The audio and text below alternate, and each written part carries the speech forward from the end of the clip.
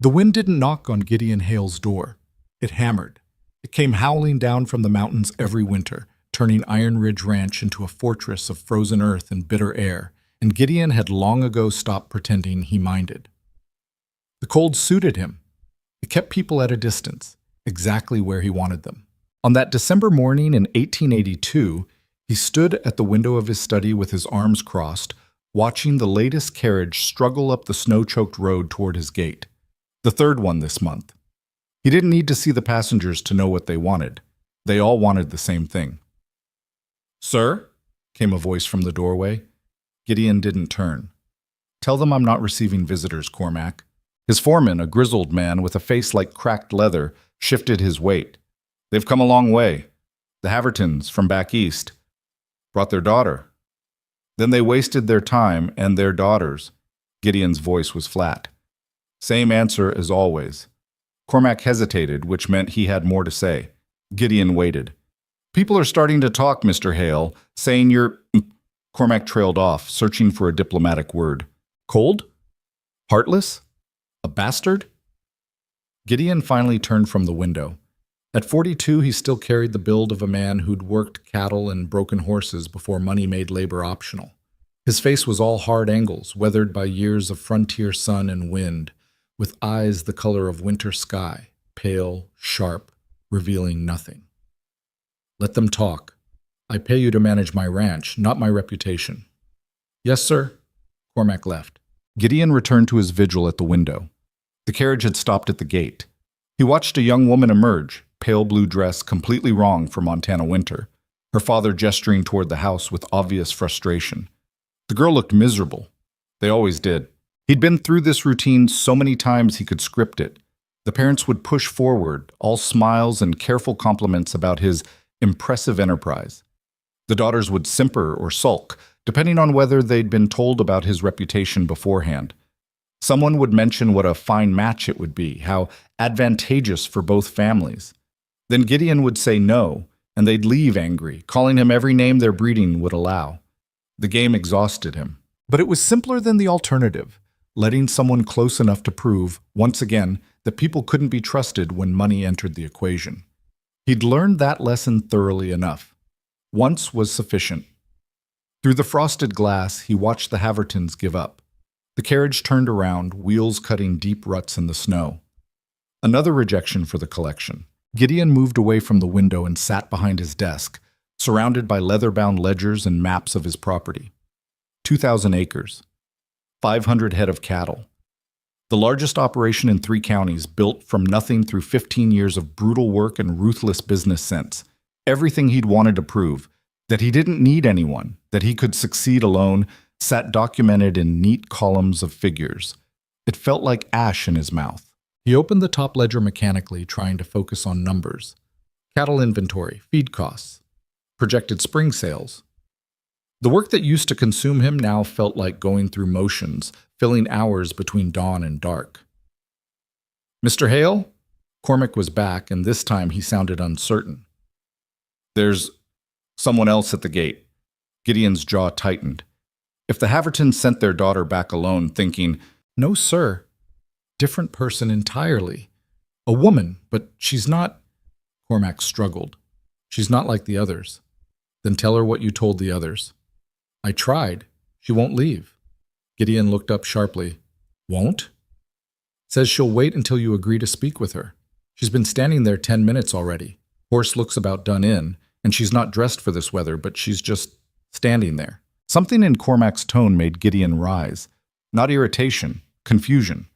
In 15 years, his foreman had never sounded confused about how to handle someone at the gate. "Show me."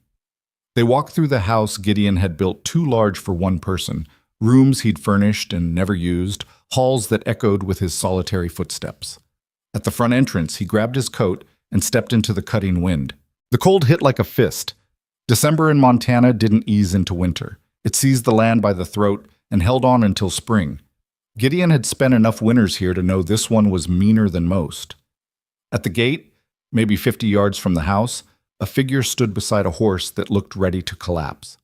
Not a carriage, not a fine dress, Just a woman in a dark coat that had seen better years standing motionless in the falling snow. Gideon walked toward her, boots crunching on frozen ground. As he got closer, details emerged. Mid-30s, maybe. Dark hair pulled back severe enough to hurt. Face pale from cold but composed. She wasn't shivering, which meant she either had remarkable self-control or was already too far gone from exposure to feel it. "Gates closed," Gideon said when he was 10 feet away. "I noticed." Her voice was steady, not flirtatious, not coy, just factual. "Then you should leave before your horse dies and you follow it." "I will, after you hear what I came to say." Gideon stopped. Up close he could see more. This woman wasn't soft. There were lines around her eyes, the kind that came from squinting into too many hard years. Her coat was patched in 3 places. Her gloves had been mended so many times the original leather was barely visible. "You're not from one of the wealthy families," he said. "No. You're not here to offer your hand in marriage for a piece of my fortune." "No." "Then what the hell are you doing at my gate in a snowstorm?" She met his eyes directly. "I came to talk." "About what?" "About why you're so determined to die alone in this house when you clearly hate every minute of it." The words hit like a slap. Gideon felt his face go hard. "You don't know anything about me. I know you send everyone away. I know you've convinced yourself that's strength instead of cowardice." She shifted her weight slightly. The horse beside her snorted, breath steaming. "I know because I did the same thing for years. It doesn't work. Get off my property." "No." Gideon stared at her. People didn't refuse him, not here, not on land he owned with power he'd built. "I'll have you removed." "By Cormac?" She glanced past him toward where his foreman stood watching. "He looks too decent to drag a woman through the snow. You could do it yourself, but I don't think you will." "You're testing my patience. I'm trying to have a conversation. If you tell me to leave after that, I'll go." The wind gusted hard enough to rock them both. Snow was accumulating fast now, already past ankle deep. Gideon knew he should turn around and walk away, let her stand there until sense or frostbite drove her off. Instead, he heard himself ask, "What's your name?" "Elena Mercer." "Where are you from?" "Does it matter?" "If you're going to freeze to death on my property, I'd like to know where to send the body." The corner of her mouth moved, not quite a smile, but something adjacent to it. "Fair enough. I came from a homestead 70 miles south. Used to be my husband's. He died 2 years ago. Claim went to his brother, and I've been working where I can since then." "Doing what?" "Whatever pays, laundry, cooking, field work during planting season." She said it without shame, just fact. "Last job ended when the ranch sold. I heard about you.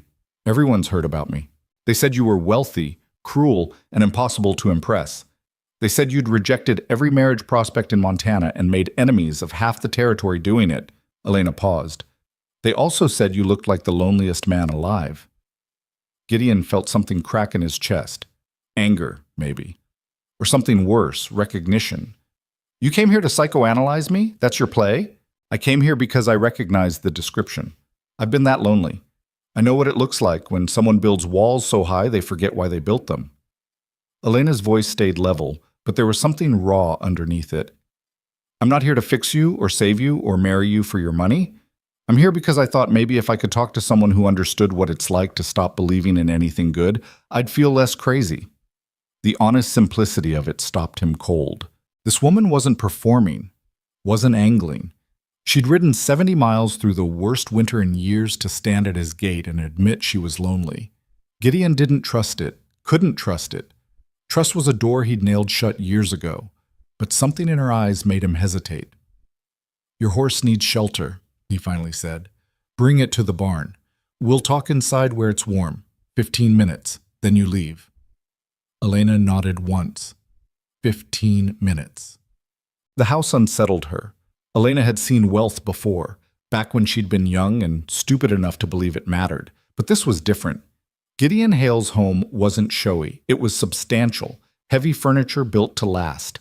Thick rugs over hardwood floors. Everything quality, nothing ornamental. And emptier than a church on Monday. She sat in his study while he poured coffee from a pot that had been keeping warm on a small iron stove in the corner. The room smelled like leather and wood smoke. One wall was entirely windows looking out at the storm. The others were lined with bookshelves, half empty. Gideon handed her a cup without ceremony and sat across from her, maintaining distance.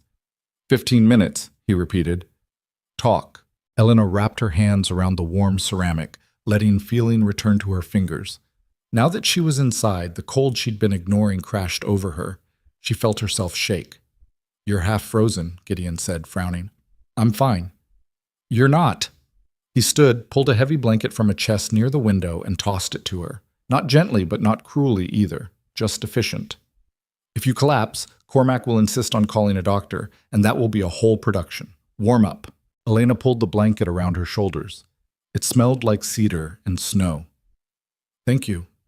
Gideon sat again, watching her with those pale, measuring eyes. Why did you really come here, Mrs. Mercer? Miss, I don't use his name anymore. Why did you come? Elena drank the coffee. It was stronger than she expected, bitter and scalding. Perfect. I told you, I was lonely. That's not enough reason to ride 70 miles in December, isn't it? No. Gideon leaned back in his chair. Plenty of lonely people in Montana. You could have talked to any of them. Why specifically seek out the man everyone calls cold-hearted? Elena met his gaze. Because the people who aren't lonely don't understand. They tell you to try harder, smile more, get over it. They think loneliness is a choice, something you can fix by just deciding to be different. She paused. I needed to talk to someone who knew it's not that simple. Someone who knew what it's like when people only see what they want from you, never what you are. Something shifted in Gideon's expression. Not softening exactly. He didn't seem like a man who softened, but a slight easing of the rigid control. How long were you married? He asked. 7 years. That's a long time. Long enough to learn I'd made a terrible mistake. Elena's voice stayed level, but her hands tightened on the cup. Daniel was the kind of man who seemed good until you belonged to him. Then all the charm disappeared. I spent 7 years trying to be small enough that he wouldn't notice me, quiet enough that he wouldn't get angry. It didn't work. He noticed everything, and he was always angry. He hit you. It wasn't a question. Elena wondered what her face showed that made it obvious. Yes. Why didn't you leave? Where would I go? Montana's not kind to women alone. I had no money, no family. The law doesn't care much about a man disciplining his wife. She said the word disciplining like it tasted rotten. So I stayed. I survived. And when he died, kicked by a horse while drunk, I pretended to mourn long enough to be decent, then left the first chance I got. Gideon was quiet for a long moment. Then, you think I'll understand that because I'm cruel? No, I think you'll understand because you're not. Elena set down her cup. Cruel men enjoy other people's pain. You don't enjoy anything. You're just trying to control the only thing you think you can. Who gets close enough to hurt you? The words landed in the space between them like stones. You've known me 15 minutes, Gideon said coldly. You don't know a damn thing about what I am. You're right, I don't. Elena didn't look away. But I know what I saw at that gate. A man who could have had Cormac drag me off or ignored me entirely. Instead, you came yourself. You brought me inside. You gave me a blanket when I was shaking. She paused. You're not as heartless as you want people to believe. Maybe I'm just too tired to fight today. Maybe. Or maybe you're exactly as lonely as everyone says, and you hate it as much as I do. Gideon stood abruptly. Your 15 minutes are up. Elena didn't move. Do you want me to leave? Yes. That's not what I asked. I asked if you want me to leave. The question hung in the air between them. Outside, the wind rattled the windows. The fire in the stove crackled. Somewhere in the house, a clock ticked. Gideon stood with his back to her, staring out at the storm. Elena waited. She'd learned patience the hard way, through years of reading moods and measuring silences. She could wait a little longer. Finally, he turned. What do you want from me, Elena? The use of her first name felt significant, though she couldn't say why. Nothing you're not willing to give, she said quietly. I just wanted to have one honest conversation with someone who might understand, that's all. And then what? Then I leave. I'll find work somewhere else. Keep moving. Same as I've been doing. In this storm, I've ridden through worse. That's not an answer to what I asked. Elena frowned. What did you ask? If you leave today, where will you go?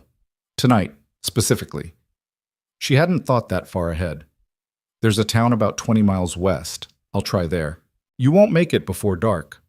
Not in this weather? Not with your horse already exhausted. Gideon's voice was matter-of-fact, no emotion behind it. You'll freeze. I'll manage. No, you won't. He crossed his arms. Stay tonight. Leave in the morning when the storm breaks. Elena stared at him. Why would you offer that? Because I'm not a monster, whatever people say. And because I'm not going to have your death on my conscience. He said it like the decision irritated him. There are guest rooms on the second floor. Pick one. Cormac's wife can bring you supper. You leave at first light. It was the most reluctant act of kindness Elena had ever received. Thank you, she said. Gideon nodded once, curtly, and walked out. Elena didn't see him again that evening. Cormac's wife, a sturdy woman named Margaret, who looked like she could wrestle a steer and win, showed her to a room upstairs, brought her hot stew and bread, and asked no questions. The room was simple but clean. A bed with a thick quilt, a dresser, a window looking out at endless white. Elena ate slowly, savoring food she hadn't had to cook herself. Then she stood at the window, watching snow fall into darkness. She'd told Gideon the truth, mostly. She had been lonely, desperately, achingly lonely, in the way that comes from being surrounded by people who treat you like furniture, present, functional, but not quite human. But she hadn't told him everything. She hadn't told him that the last job she'd lost was because the rancher's son had tried to corner her in the barn, and when she'd fought him off, his father called her a liar and threw her out without pay. She hadn't told him that she'd spent the last of her money on the horse, gambling everything on this desperate ride north, because she'd heard about a man who turned everyone away and thought maybe, someone that determined to be alone might understand what it was like to have no safe place to rest. She'd come here with no plan except to stop running for a few minutes. She hadn't expected Gideon Hale to be anything more than his reputation. Cold, harsh, unreachable. But then he'd looked at her with those winter sky eyes and asked questions like he actually wanted to hear the answers. Then he'd wrapped a blanket around her shaking shoulders and offered her shelter without asking for anything in return. It scared her how much that small kindness had cracked something open inside her chest. Elena pressed her hand against the cold window glass. Tomorrow she'd leave. She'd keep the promise she'd made. One night, then gone. But tonight, just for tonight, she'd allow herself to stay somewhere warm. Gideon couldn't sleep. He lay in bed staring at the ceiling, listening to the house settle around him. Usually he liked the quiet. Tonight it felt oppressive. Elena Mercer had been inside his home for 6 hours, and she'd already disrupted everything, not by doing anything. She'd gone to her room quietly, eaten what Margaret brought, and caused no trouble. But her presence filled the house anyway, made it feel different, less empty, less like a prison he'd built for himself. It unsettled him. Gideon didn't do unsettled. He did controlled, measured, predicted. He'd spent 15 years making himself impossible to surprise, and this woman had walked up to his gate and done it anyway. You're not as heartless as you want people to believe. How had she seen that? Everyone else looked at him and saw exactly what he wanted them to see. A man made of ice and money, untouchable. But Elena had looked past it in minutes, seen the raw wound underneath, and named it without flinching. It made him want to throw her out immediately. It made him want to ask her to stay. Both impulses felt equally dangerous. Gideon rolled onto his side, trying to force sleep. Tomorrow she'd leave, and everything would return to normal. He'd go back to running his ranch, turning away hopeful families, living in this house alone. The routine that had sustained him for years. The thought felt heavier than it should. He closed his eyes and tried not to think about the woman sleeping 2 doors down, or the way she'd stood in the snow refusing to leave, or the raw honesty in her voice when she'd admitted why she'd come, tried, and failed.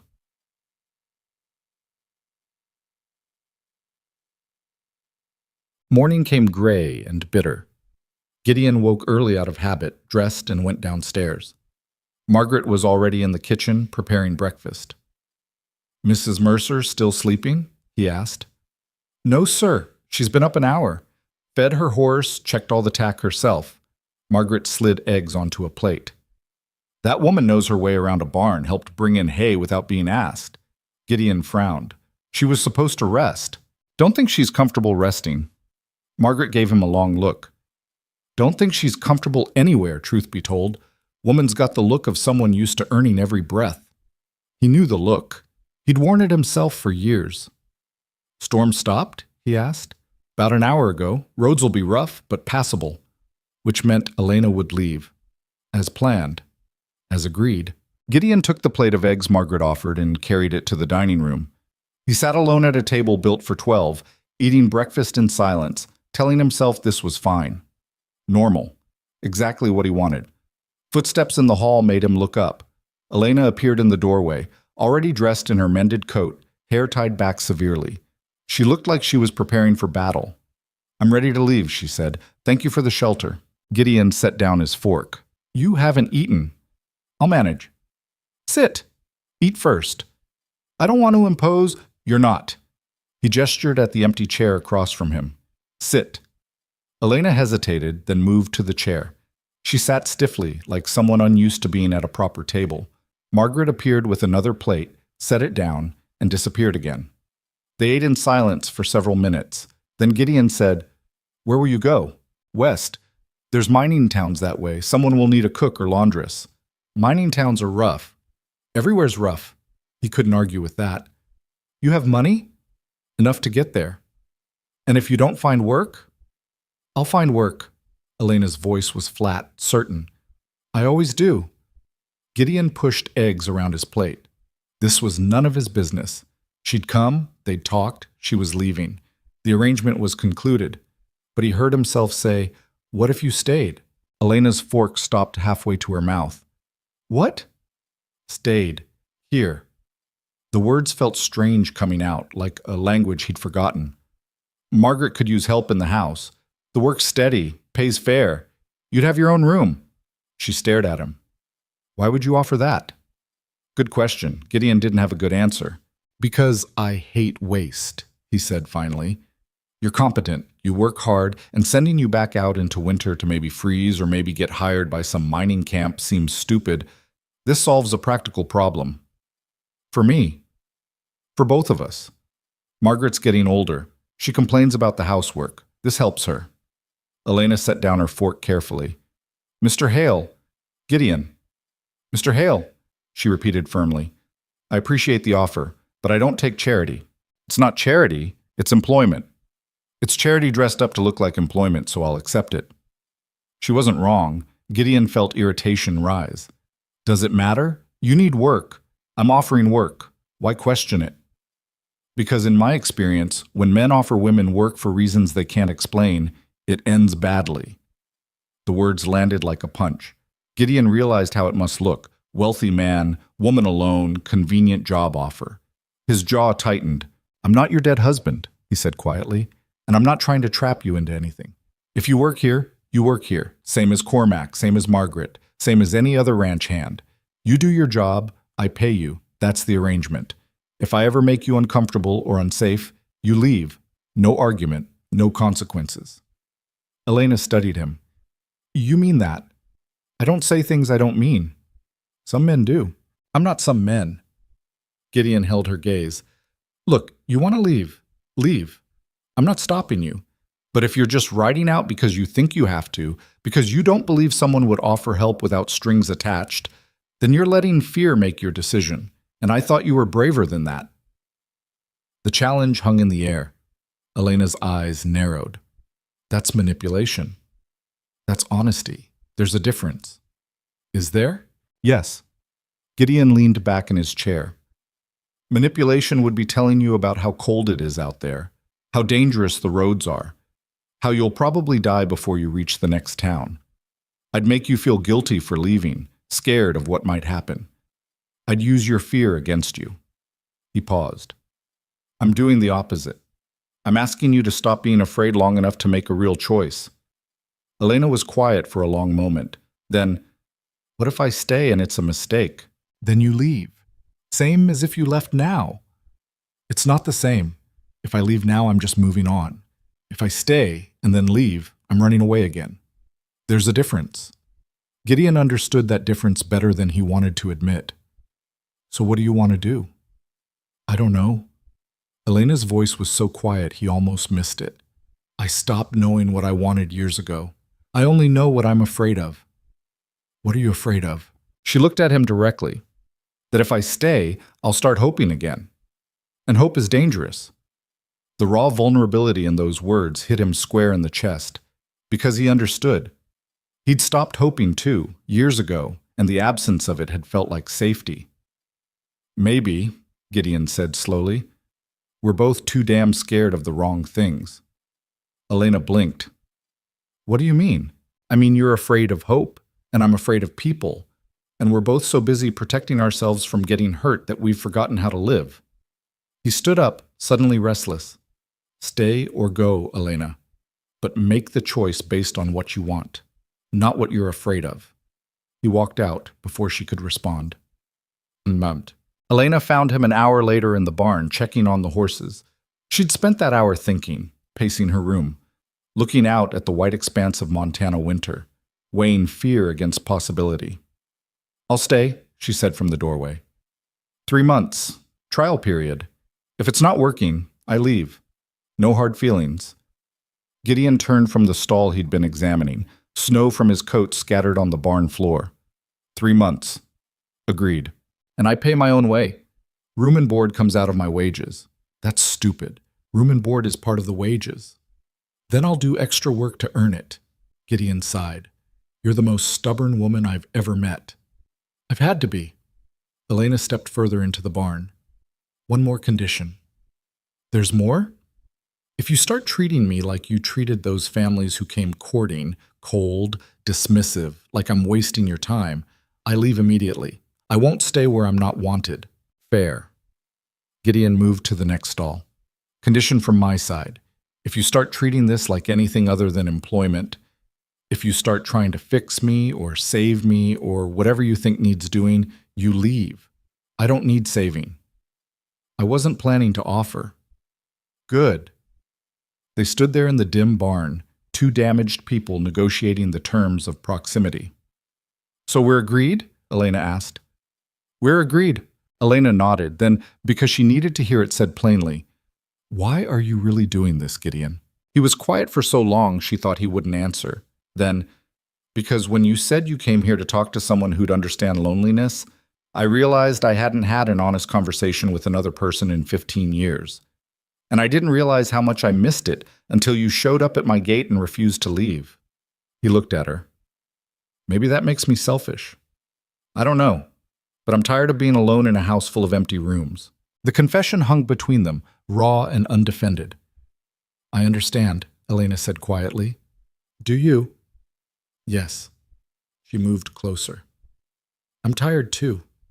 Tired of running, tired of being afraid, tired of small rooms in cheap boarding houses where nobody knows my name. I want... She trailed off, trying to find words. I want to stop for a while. Just stop. Gideon nodded slowly. Then stop here. 3 months. We'll see what happens. 3 months, that Elena echoed. They shook hands on it there in the barn, a formal agreement between two people who'd forgotten how to be informal with anyone. Her hand was rough from work, his from years of ranch labor. They held the grip a moment longer than necessary, then released. I should find Margaret, Elena said. Figure out what work needs doing. She'll put you through your paces. Margaret doesn't go easy on anyone. Good. I don't want easy. Gideon almost smiled. Not quite, but close. You're going to fit in here just fine. Elena left him in the barn, walking back toward the house through melting snow. The storm had passed. The sky was still gray, but lighter. Spring felt impossibly distant, but for the first time in months, Elena let herself think it might actually come. Behind her, Gideon stood in the barn doorway watching her go, telling himself this was a practical decision, nothing more. Help for Margaret. Another hand around the ranch. Simple employment. He was lying to himself and he knew it. But for now, the lie felt safer than the truth. The first day Elena Mercer stayed at Iron Ridge Ranch, Nothing dramatic happened. She worked. He worked. The sun set. They ate dinner at opposite ends of the long table, said goodnight, and went to separate rooms. But something had shifted, a hairline crack in the frozen surface of Gideon Hale's carefully controlled world. And in Montana winter, the smallest crack could change everything. The first week passed in a rhythm of careful distance. Elena woke before dawn, helped Margaret with breakfast, cleaned rooms that barely needed cleaning, and kept herself busy enough that she didn't have time to question her decision. Gideon ran his ranch with the same cold efficiency he always had. Up early, out late, conversation minimal. They existed in the same house like planets in separate orbits, aware of each other but never touching. It was exactly what they'd agreed to, nothing more. But the ranch hands noticed. Elena felt their eyes on her whenever she crossed the yard, heard the conversations that stopped when she approached. The looks weren't hostile exactly, just curious, assessing. She'd been through enough jobs to recognize the questions they weren't asking. Who was she? Why was she here? What did the boss see in a woman who showed up out of nowhere? She ignored it. She'd survived worse than gossip. On the 8th morning, she was hauling water from the well when one of the younger ranch hands, a kid named Thomas with more enthusiasm than sense, approached her. "Need help with that, Miss Elena?" "I've got it." "Must be heavy." "I said I've got it." She didn't snap, but her voice had an edge that made him step back. Thomas raised his hands. "Just trying to be friendly." "I don't need friendly. I need to work." She walked past him toward the kitchen, aware of his confusion trailing behind her. She felt bad for half a second, then reminded herself that friendly in her experience usually meant something else, and she'd learned to cut it off before it started. Margaret was at the stove when Elena came in. The older woman took one look at her face and shook her head. "You bit Thomas's head off." "He was in my way. He was being polite. He was testing boundaries." Elena set the water bucket down harder than necessary. "I've seen how this goes. First, it's help with water, then it's walking me back from the barn. Then it's a hand somewhere it shouldn't be, and everyone's saying I let him on." Margaret turned fully from the stove. "That happened at your last job?" "Every job?" Elena grabbed a rag and started wiping down the already clean counter. "So I learned to shut it down early. Thomas isn't like that." "You don't know that." "I do. Been here 5 years, kid's harmless. Probably reminded of his sister back home, who he misses." Margaret's voice softened. "Not every man's your husband, Elena." The words hit harder than they should have. Elena stopped wiping. "I know that," she said quietly. "Do you?" Elena didn't answer, because the truth was, she didn't know. Not really. She'd spent 7 years learning that kindness could turn to cruelty in a heartbeat, and 2 years since then learning that trust was expensive. Unlearning those lessons wasn't as simple as deciding to. "I'll apologize to him," she said finally. Margaret nodded. "Good. Now go help Cormac in the barn. He's sorting tack and his back's acting up." Elena found Cormac exactly where Margaret said, moving slower than usual through piles of leather and metal. He looked up when she entered. "Margaret send you?" "Said you needed help." "Margaret worries too much." But he didn't refuse when Elena started sorting through bridles, checking each one for wear. They worked in silence for several minutes before Cormac said, "You settling in all right?" "Fine." "Ranch hands giving you trouble?" "No." "But?" Elena glanced at him. Cormac had the kind of face that made lying seem pointless. "I'm not used to people being decent without wanting something back. That's a hard way to live. It's kept me alive." Cormac was quiet, examining a bridle with a cracked strap. Then, "Mr. Hale doesn't bring people here, not to stay. You're the first in 15 years. Elena's hand stilled on the leather she was holding. "Why 15 years? That's when he bought this place. Built it up from nothing. Before that," Cormac hesitated. "Not my story to tell, but he had reasons for shutting everyone out. Good reasons, probably, or ones that seemed good at the time." "What changed?" "Don't know. Maybe you could ask him." Elena almost laughed. "We barely speak. We eat at opposite ends of that table, say good morning, say good night. That's it. Give it time." "Time for what?" Cormac hung the damaged bridle on a hook. "For both of you to remember how to be around people. Neither of you is very good at it right now." The observation stung because it was true. That evening, Elena found Thomas near the bunkhouse and apologized. The kid looked confused but accepted it with an awkward nod. She walked back to the main house feeling slightly less terrible, which wasn't much but was something. Dinner was the same as always. Long table, 2 people, acres of silence between them. Gideon ate mechanically, focused on something that wasn't the food. Elena pushed beef around her plate and wondered if 3 months was going to feel like 3 years. "How's the work?" Gideon asked suddenly. She looked up, startled. "Fine? Margaret treating you all right?" "She's good, fair." "And the hands?" "They're fine." Elena paused. "Why?" Gideon set down his fork. "Because you've been here over a week, and I haven't asked. Seemed like something I should ask." "You don't have to make conversation if you don't want to." "I know." "Then why are you?" He was quiet for a moment. "Because sitting in silence every night feels stupid when we agreed to, I don't know, not do this." "Do what?" "Pretend we're strangers."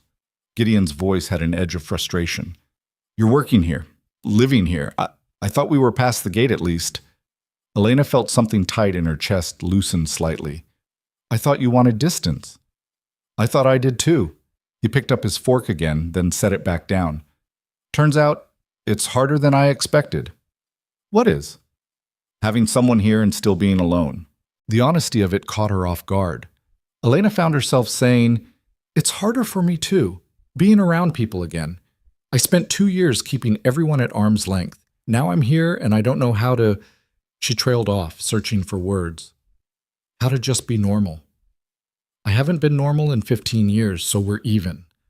Something close to a smile crossed Elena's face. "We're a mess, aren't we?" "Completely." The admission hung there, raw and surprisingly comfortable. They finished dinner with slightly less silence between them. And when Elena said goodnight, Gideon actually responded with more than a nod. It was a small thing, but small things, Elena was learning, sometimes mattered more than big ones. The second week brought weather that couldn't decide what it wanted to be. Snow one day, clear the next, then freezing rain that turned everything into a death trap. Work slowed. The ranch hands focused on maintenance, fixing what winter had broken, preparing for what would break next. Elena learned the rhythms of the place. How Cormac took his coffee black and scalding. How Margaret hummed when she kneaded bread. How Gideon checked the horses every morning regardless of weather, spending time with each one like they were the only reliable company he had. She also learned that the town, such as it was, had opinions about her presence at Iron Ridge Ranch. It came through Margaret, who'd gone into town for supplies and returned tight-lipped and angry. "What happened?" Elena asked when Margaret slammed the kitchen door hard enough to rattle the walls. "People talking nonsense, that's what. About me. About you, about Mr. Hale, about things that aren't their damn business." Margaret started unpacking supplies with more force than necessary. "Claire Dennison asked if you were another one of those desperate women chasing his money. I told her you were working here same as anyone, and she laughed. Said everyone knows what working means when a man takes in a woman alone." Elena felt her stomach drop. "What did you say?" "I told her she had a filthy mind and should be ashamed. Then I bought my supplies and left before I said something worse." Margaret turned to her. "It's not true, Elena. You know that. I know that. Anyone with eyes can see there's nothing improper happening here. But people don't care about truth. They care about stories." Elena sat down heavily. "I should leave." "Absolutely not." "Margaret, no, you've done nothing wrong. Mr. Hale's done nothing wrong. You're not running because Clara Dennison and her circle of gossips have nothing better to do than invent scandals." Margaret's voice was fierce. "You stay. Let them talk. Truth wins eventually." "In my experience, it doesn't." "Then your experience is about to change." Elena wanted to believe her. But that night at dinner, when she told Gideon about the gossip, his face went cold in a way that made her nervous. "What people say in town doesn't matter," he said flatly. "It matters if it damages your reputation. My reputation was damaged long before you arrived. This changes nothing. Gideon, if you're thinking about leaving because of gossip, don't." His voice was hard. "I don't make decisions based on what small-minded people think, and I'm not starting now. This isn't about what you think, it's about what they think." Same answer. Elena set down her fork. You're not hearing me. I've been the subject of gossip before. I know how it spreads, how it grows. People will start saying things, inventing details, and eventually it won't matter what the truth is. You'll be the man who took in a woman of questionable character, and I'll be the woman who what? Worked for a living? Accepted honest employment? Gideon's eyes flashed. If people want to make that into something ugly, that's their sickness, not ours. But it will affect you. I don't care. You should. I don't. He stood abruptly. I stopped caring what people thought about me a long time ago. I'm not going to start again because Clara Dennison needs something to talk about over tea. He left the table before Elena could respond. She sat alone in the dining room, listening to his footsteps fade down the hall. Margaret came in to clear plates and gave her a knowing look. He's right, you know, Margaret said quietly. He really doesn't care what people think. Why not? Because the people whose opinions mattered to him already made their judgments years ago. Everyone else is just noise. Margaret paused. You want to know about him. You should ask him, not me. He doesn't talk about it. Have you tried asking? Elena hadn't, because asking meant admitting she wanted to know, and wanting to know meant caring, and caring felt dangerous. But that night, unable to sleep, she found herself thinking about the man 2 doors down who'd built a fortune and a fortress, and still looked lonely every time she saw him. About why someone would work so hard to succeed and then lock himself away from enjoying it. The next morning, she decided to stop wondering and start asking. She found Gideon in the barn again, checking on a mare that had gone lame. He was crouched beside the horse, examining her leg with careful hands. He didn't look up when Elena approached. She'll be fine, he said. Just needs rest. Can I ask you something? Depends what it is. Elena leaned against the stall door. Why did you really reject all those families, the ones who came courting? Gideon's hand stilled on the horse's leg. I told you, I wasn't interested. That's not an answer, that's an excuse. He stood slowly, wiping his hands on a rag. What do you want me to say, Elena? The truth. The truth is, I learned young that people lie. They say they care about you, but they care about what you have. They smile and make promises and then walk away when you're no longer useful. His voice was matter of fact, reciting a lesson memorized long ago. So when wealthy families started showing up here with their daughters, I knew what they wanted. My money, my land, my connections, not me. How do you know? You never gave any of them a chance. I didn't need to. I've seen that particular play before. I knew how it ended. Elena crossed her arms. That sounds like fear pretending to be wisdom. Gideon's jaw tightened. You don't know what you're talking about. Don't I? You're so convinced everyone wants something from you that you never let anyone get close enough to prove you wrong. That's not protection, Gideon. That's prison. I'm not having this conversation. Why not? Because it's none of your business. He moved past her toward the barn door. You made it my business when you asked me to stay, Elena said to his back. When you said you were tired of being alone. You can't have it both ways, wanting company, but refusing to let anyone actually know you. Gideon stopped in the doorway. For a long moment he stood there, silhouetted against white sky. Then he turned. When I was 27, I met a woman, Catherine. She was smart, beautiful, everything I thought I wanted. We courted for 6 months. I proposed. She accepted. His voice was completely flat, like he was reading someone else's story. A week before the wedding, I found out her father's business was bankrupt. The whole courtship had been arranged. She was marrying me to save her family from ruin. When I confronted her, she didn't even bother lying. Just said I should be grateful. At least I'd get a beautiful wife out of it. Elena felt something twist in her chest. Gideon, I called off the wedding, became the villain who broke a young woman's heart and ruined her reputation. Her family spread rumors, said I dishonored her. Other families took sides. By the time the dust settled, I'd learned a very clear lesson about what people value. He looked at her directly. So yes, I rejected every family that came here, because I knew what they wanted, and I wasn't going to go through that again. The silence that followed felt heavy. I'm sorry that happened to you, Elena said quietly. That's terrible, but Gideon, that was 15 years ago. You've let one woman's betrayal define every relationship since. It wasn't just her, it was everyone, her family, her friends, the whole community. They all knew. They all helped her lie.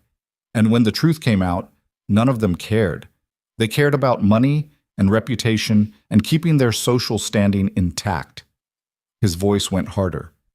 So forgive me if I don't trust people's intentions. I understand that. I do.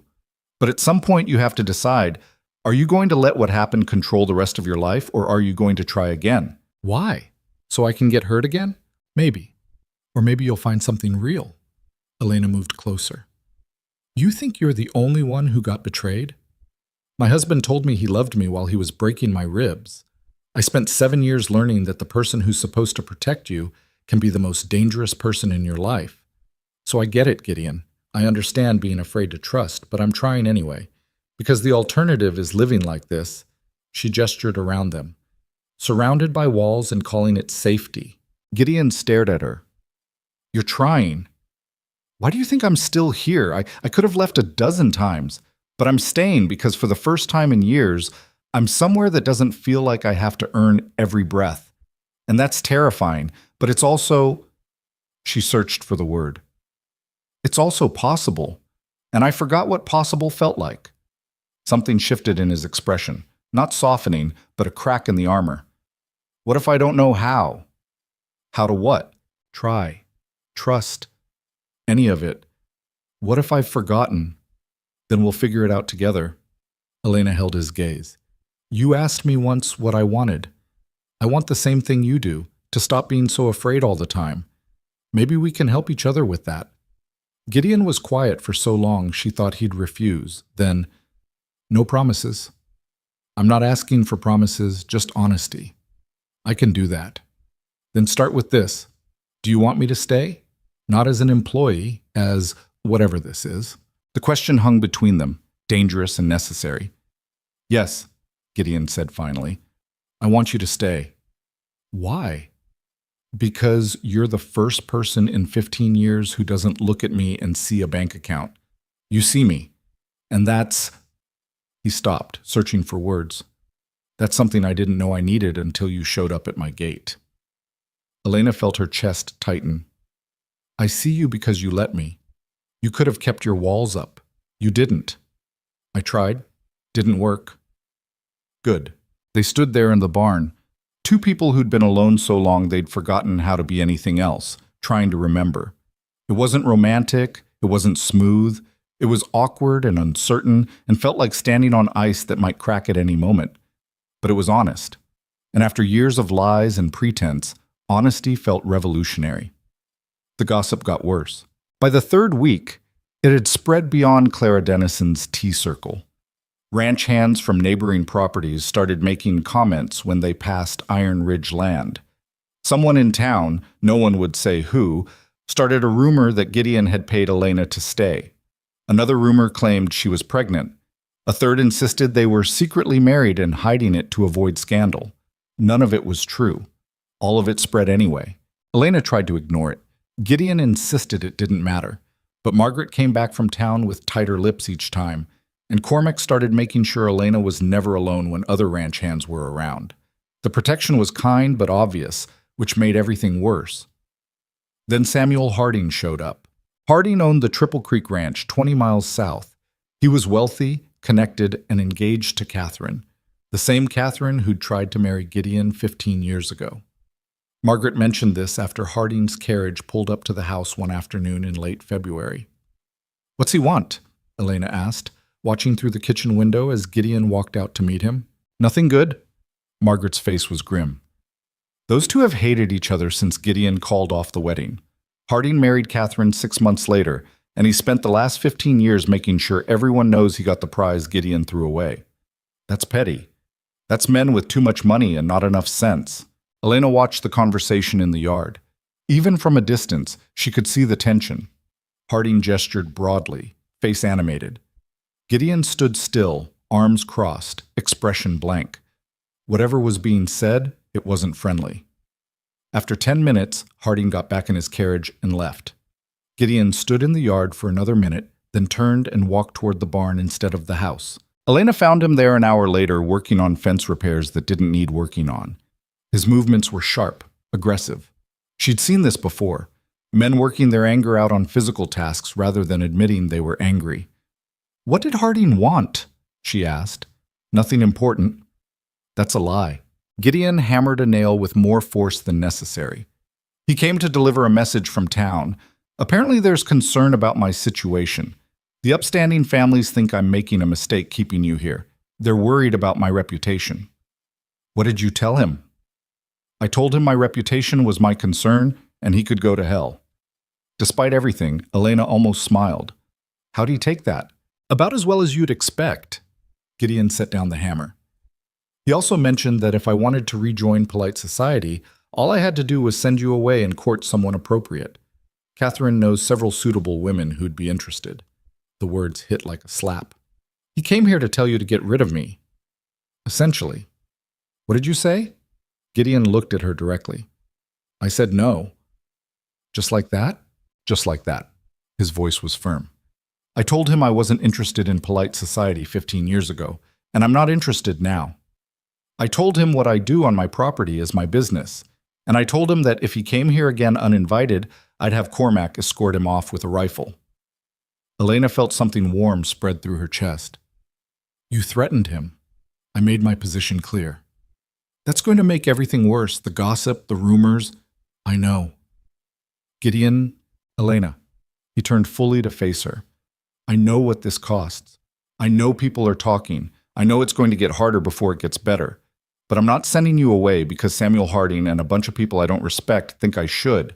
That's not happening. Why not? It would solve everything. It would solve nothing. It would prove to everyone that their opinion matters more than mine, that I'm still the same man who cares what people think, who makes decisions based on fear and reputation instead of what's actually right. He moved closer. I spent 15 years letting that betrayal define me. I'm not doing it anymore. This isn't about Catherine. It's exactly about Catherine, about every person who taught me to trust no one and ask for nothing, about building these walls and then hating myself for living behind them. His voice dropped. You were right. It is prison, and I'm tired of being locked up. Elena felt her throat tighten. What if we fail? What if this, whatever this is, doesn't work? Then we fail. But at least we tried. Gideon's eyes held hers. I'd rather fail trying than succeed at being miserable. The conviction in his voice made her believe him. Okay, she said quietly. Then we face it together. Together. They stood in the barn while wind rattled the walls and horses shifted in their stalls. Outside, winter held Montana in its grip. Inside, two people who'd been frozen for years tried to remember what warmth felt like. It wasn't a declaration of love. It wasn't a promise of forever. It was just two damaged people deciding to stop running from the possibility that maybe, just maybe, they deserved something better than the loneliness they'd accepted as fate. That night, the first fire started. Not literally, though it would come to that eventually, but the metaphorical kind, the kind that spreads through communities faster than flame through dry wood. Someone told someone who told someone else that Gideon had threatened Samuel Harding, that he'd chosen a woman of no family and questionable history over reconciliation with respectable society, that he'd gone mad with isolation and was making decisions that would ruin him. By morning, half the county knew some version of the story. By afternoon, the first business contact sent a letter dissolving their partnership, citing concerns about Gideon's increasingly erratic behavior and poor judgment. Margaret found him reading the letter in his study, face carved from stone. Mr. Hale. Leave it, Margaret. This is wrong. They can't. They can, and they will. He set the letter down. Where's Elena? Kitchen. Gideon found her washing dishes, working with the focused intensity of someone trying not to think. She looked up when he entered. This is my fault, she said immediately. All of it. If you say you should leave, I'm going to be very disappointed in you. Gideon leaned against the counter. I got a letter. Arthur Simmons is ending our partnership, says he can't be associated with someone of questionable character. Elena's face went pale. How much will you lose? Money I can afford to lose. It's not about the money. Then what? It's about the fact that I'm being punished for choosing you. And that should make me angry, but mostly I'm relieved. She stared at him. Relieved? Yes. Because for 15 years I've done business with people I didn't respect, maintained relationships I didn't want, all to protect a reputation I never cared about. And now it's all falling apart anyway, and I realize I don't miss any of it. He moved closer. They're showing me exactly who they are. I should thank them for the clarity. Gideon, you're losing business. I'm losing associations with people who value appearances over integrity. That's not a loss. His voice was firm. This is going to get worse before it gets better. More letters, more gossip. People will take sides and most of them won't take ours. Can you handle that? Elena thought about every time she'd run, every job she'd left, every place she'd abandoned because staying was too hard. Then she thought about this house, this man, this possibility she'd found at the end of her rope. I can handle it if you can, she said. Then we're agreed. We stay. We face it. We don't apologize for choices we're not ashamed of. I'm not ashamed. Neither am I. They looked at each other across the kitchen, and Elena felt something shift. The decision to stop running, to stand ground, to choose each other over the easier path. It wasn't love yet. Neither of them was ready for that word. But it was commitment. And for two people who'd spent years afraid to commit to anything, that was revolutionary. Outside, storm clouds gathered over Montana. Inside, two people who'd been alone too long prepared to weather what came next. The walls were coming down. And with them, everything they'd built to protect themselves from being hurt again. It was terrifying. It was also the only way forward. The second letter arrived 3 days later, then a third the day after that. By the end of the week, Gideon had lost 2 more business partnerships and received formal notices that he was no longer welcome at the Cattlemen's Association meetings. The message was clear: choose respectability or choose Elena. He couldn't have both. He chose Elena, every time. But the cost kept climbing, and Elena watched it accumulate like snow against a fence line. Slow at first, then overwhelming. She found him in his study one evening, surrounded by correspondence, face carved from exhaustion. How bad is it? She asked from the doorway. Manageable. He didn't look up from the letter he was reading. That's not what I asked. Gideon set the paper down. 3 partnerships dissolved. 2 suppliers refusing to do business. The bank in town suddenly questioning my credit, which is ridiculous because I have more money than half the people questioning it. His voice was flat, reciting facts. And Samuel Harding sent another message. He's organizing a gathering in town. All the concerned citizens who think I need guidance. A gathering about you? About my choices. My reputation. My future. He picked up another letter, scanned it, tossed it aside. They're planning an intervention, essentially. Want me to appear and explain myself. Elena felt ice settle in her stomach. Are you going? No. Gideon. I said no. He stood, moving to the window. I'm not going to stand in front of people I don't respect and justify decisions they have no right to judge. They want me to apologize for you. I won't do it. Maybe you should. He turned sharply. What? Maybe you should go, face them. Tell them the truth instead of letting rumors fill the silence. Elena moved into the room. Because right now they're inventing their own version of events, and it's only getting worse. The truth won't matter to them. They've already decided what they believe. Some of them might listen, and the ones who don't, at least you'll know you tried. Gideon crossed his arms. You want me to defend you to people who've already convicted you? I want you to defend yourself. Defend the choice you made. Defend the idea that maybe, just maybe, you have the right to live your life without their approval. She held his gaze. You've spent 15 years hiding here. This is your chance to stop hiding. I'm not hiding. I'm protecting what's mine. By letting them control the narrative? By staying silent while they tear you apart?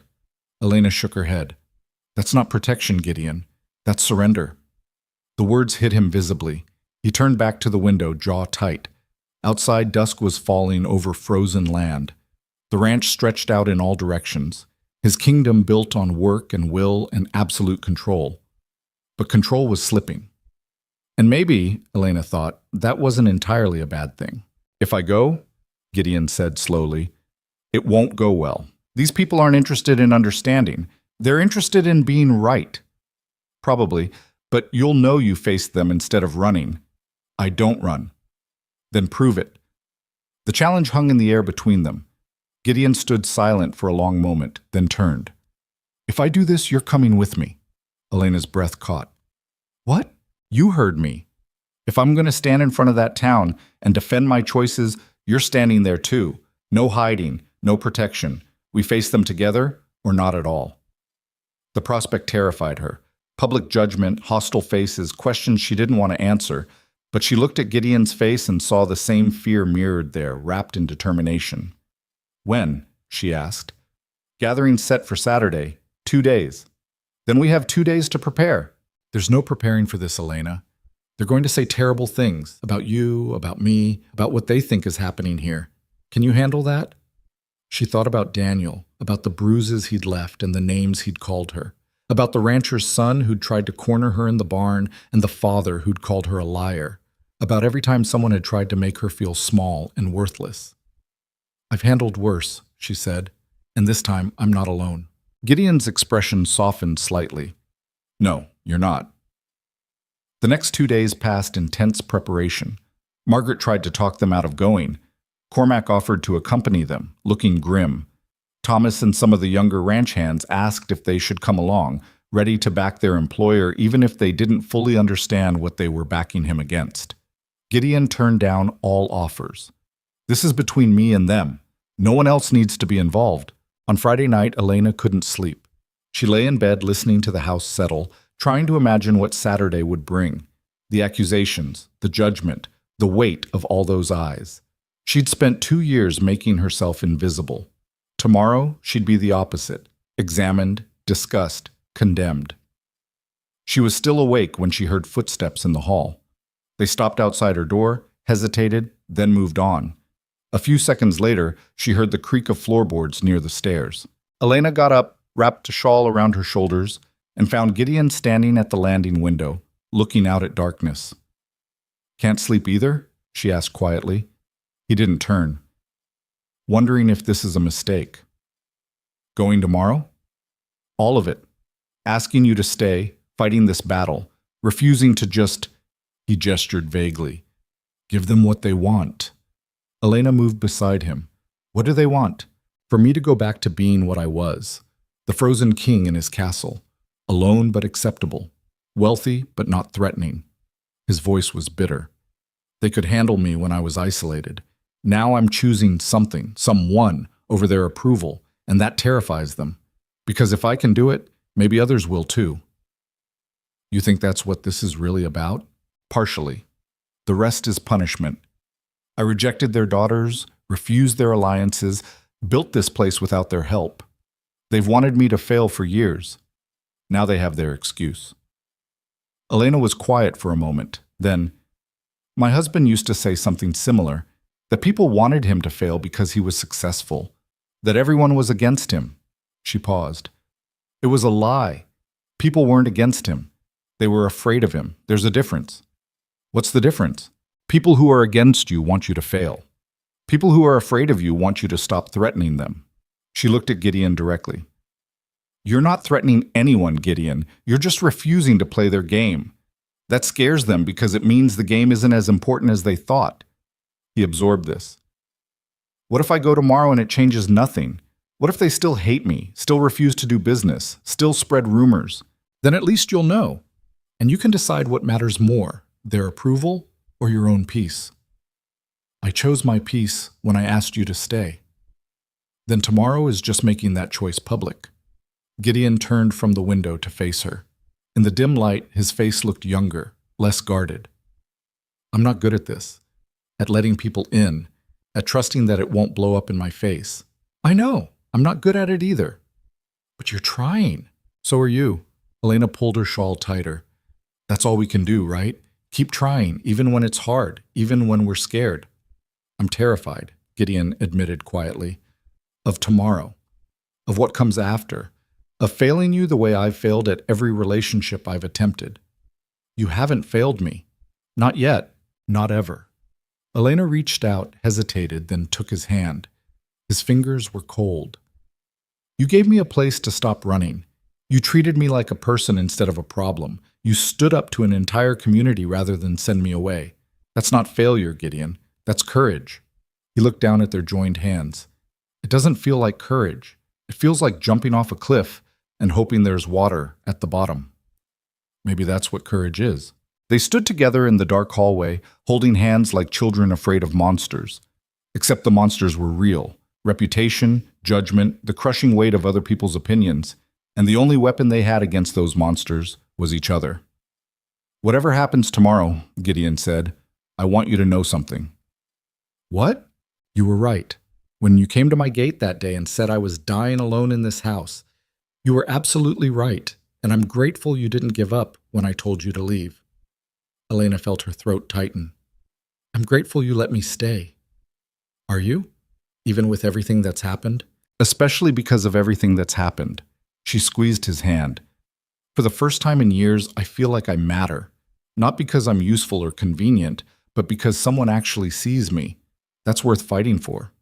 Gideon pulled her into an embrace. Not romantic, neither of them was ready for that, but desperate. Two people holding on to each other while the world tried to tear them apart. Elena pressed her face against his shoulder and felt him shaking slightly. "We're going to be okay," she said, not sure if she believed it, but needing to say it anyway. "Promise?" "No. But we're going to face it together, and that's better than facing it alone." They stood that way for several minutes, drawing strength from proximity. Then Gideon released her, stepped back, and tried for something resembling composure. "Get some sleep," he said. "Tomorrow's going to be brutal." "You too." "I'll try." Elena returned to her room but didn't sleep. She sat by the window watching stars fade into dawn, preparing herself for what was coming. The judgment. The accusations. The moment when she'd have to stand in front of hostile strangers and defend her right to exist in a space they thought she didn't belong. She'd done it before. She could do it again. This time she wouldn't be alone. Saturday arrived cold and bright. Gideon and Elena dressed carefully. Him in his best suit, her in the one good dress Margaret had altered to fit. They looked like they were attending a funeral. In a way, Elena supposed they were. The funeral of Gideon's old life, the one where he'd been isolated but safe. The gathering was scheduled for 2 o'clock at the town hall. They left Iron Ridge Ranch at noon, taking the carriage instead of horses. The drive took 90 minutes through snow-crusted landscape that looked brittle enough to shatter. Neither of them spoke much. There was nothing left to say that hadn't been said the night before. They were committed now, for better or worse. The town appeared on the horizon like a judgment rendered in wood and stone. Small, neat, prosperous. The kind of place where everyone knew everyone, and strangers were noticed immediately. Elena had been through towns like this before. They looked friendly until you gave them a reason not to be. Gideon guided the carriage down the main street. People stopped to stare. Conversations paused. Elena felt the weight of their attention like physical pressure. "Ignore them," Gideon said quietly, trying. They reached the town hall just before 2. The building was larger than Elena expected. 2 stories of white-painted wood with windows that reflected winter sky. Carriages filled the area around it. Wealthy families come to witness the spectacle. Gideon helped Elena down from their carriage. His hand was steady on her elbow, but she could feel tension radiating from him. They walked toward the entrance together, and Elena had the strange sense of walking toward execution. The hall's main room was packed. Easily 100 people, maybe more, all turned to watch as Gideon and Elena entered. The silence was immediate and total. At the front of the room, Samuel Harding stood beside a woman Elena recognized from Margaret's descriptions, Catherine, Gideon's former fiancée. She was beautiful in a cold way, perfectly dressed, perfectly composed.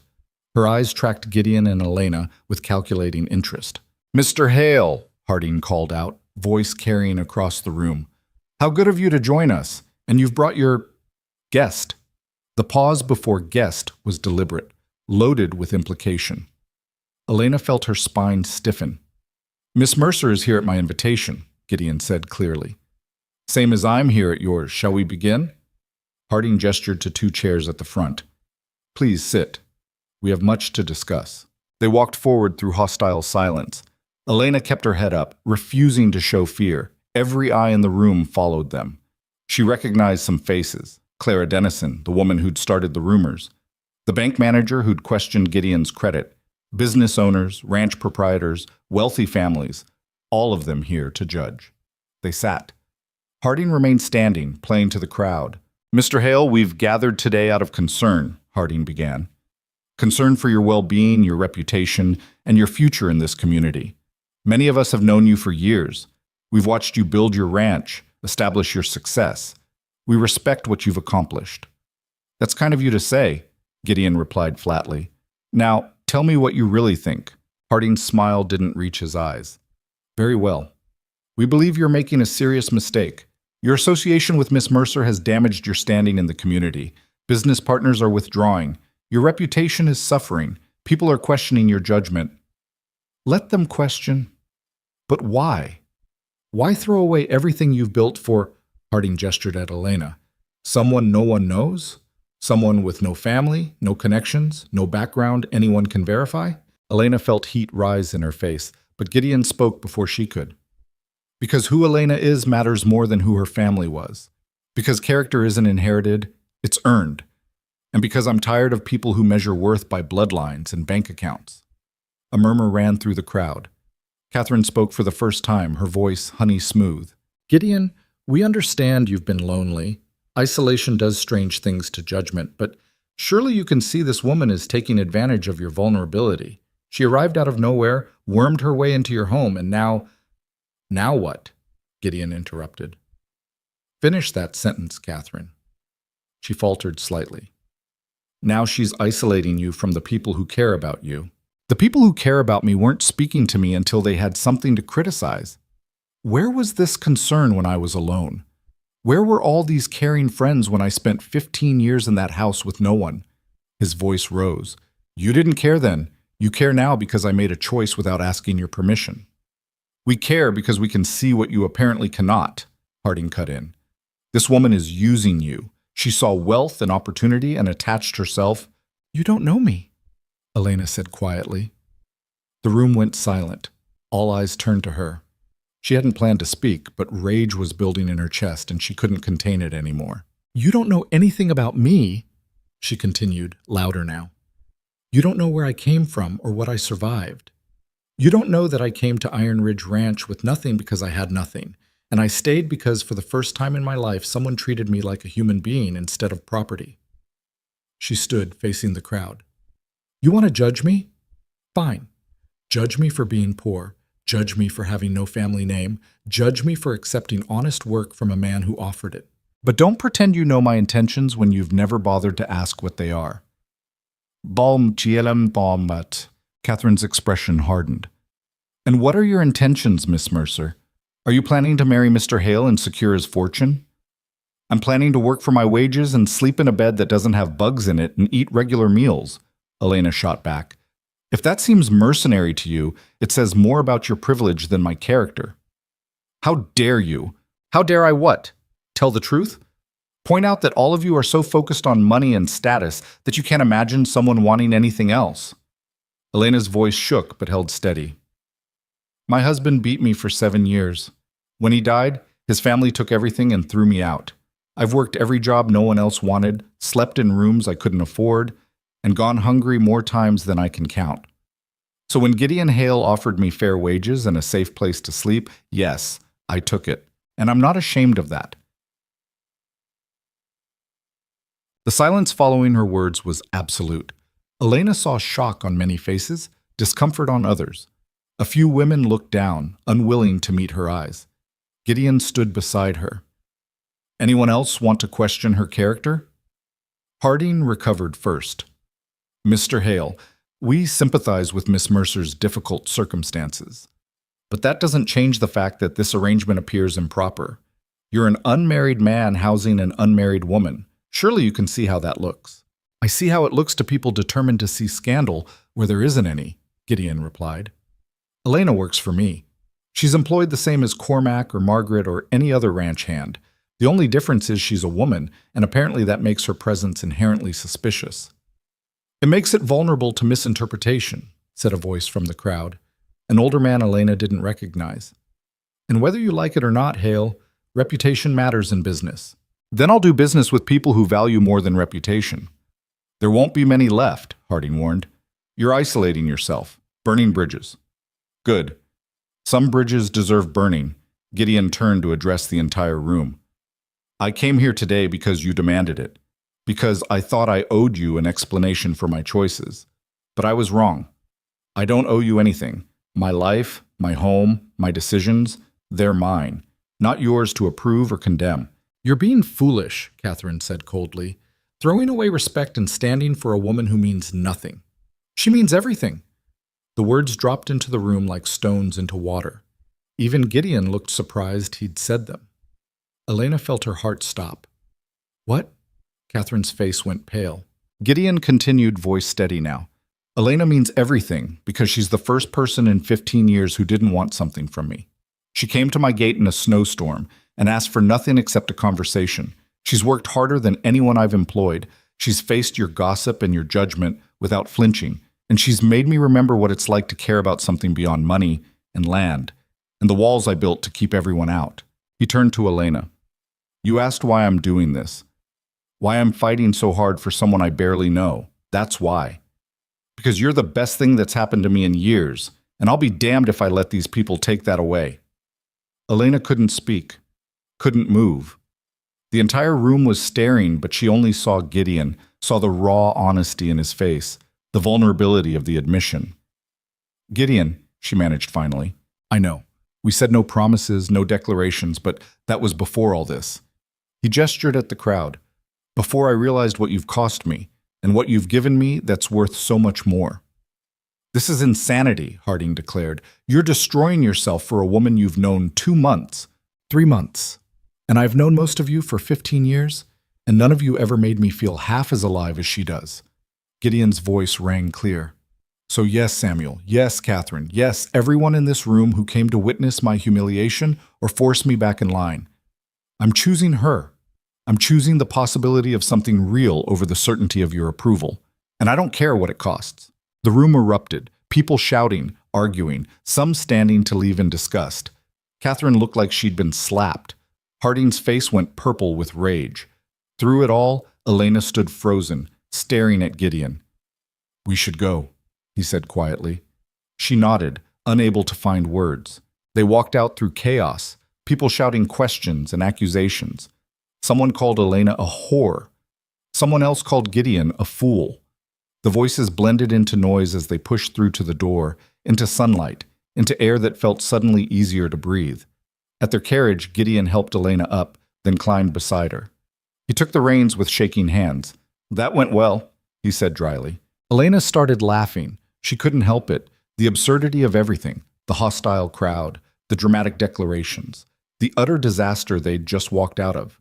She laughed until tears ran down her face, until Gideon started laughing too, until they were both sitting in the carriage gasping for air. We're completely ruined, Elena managed between laughs.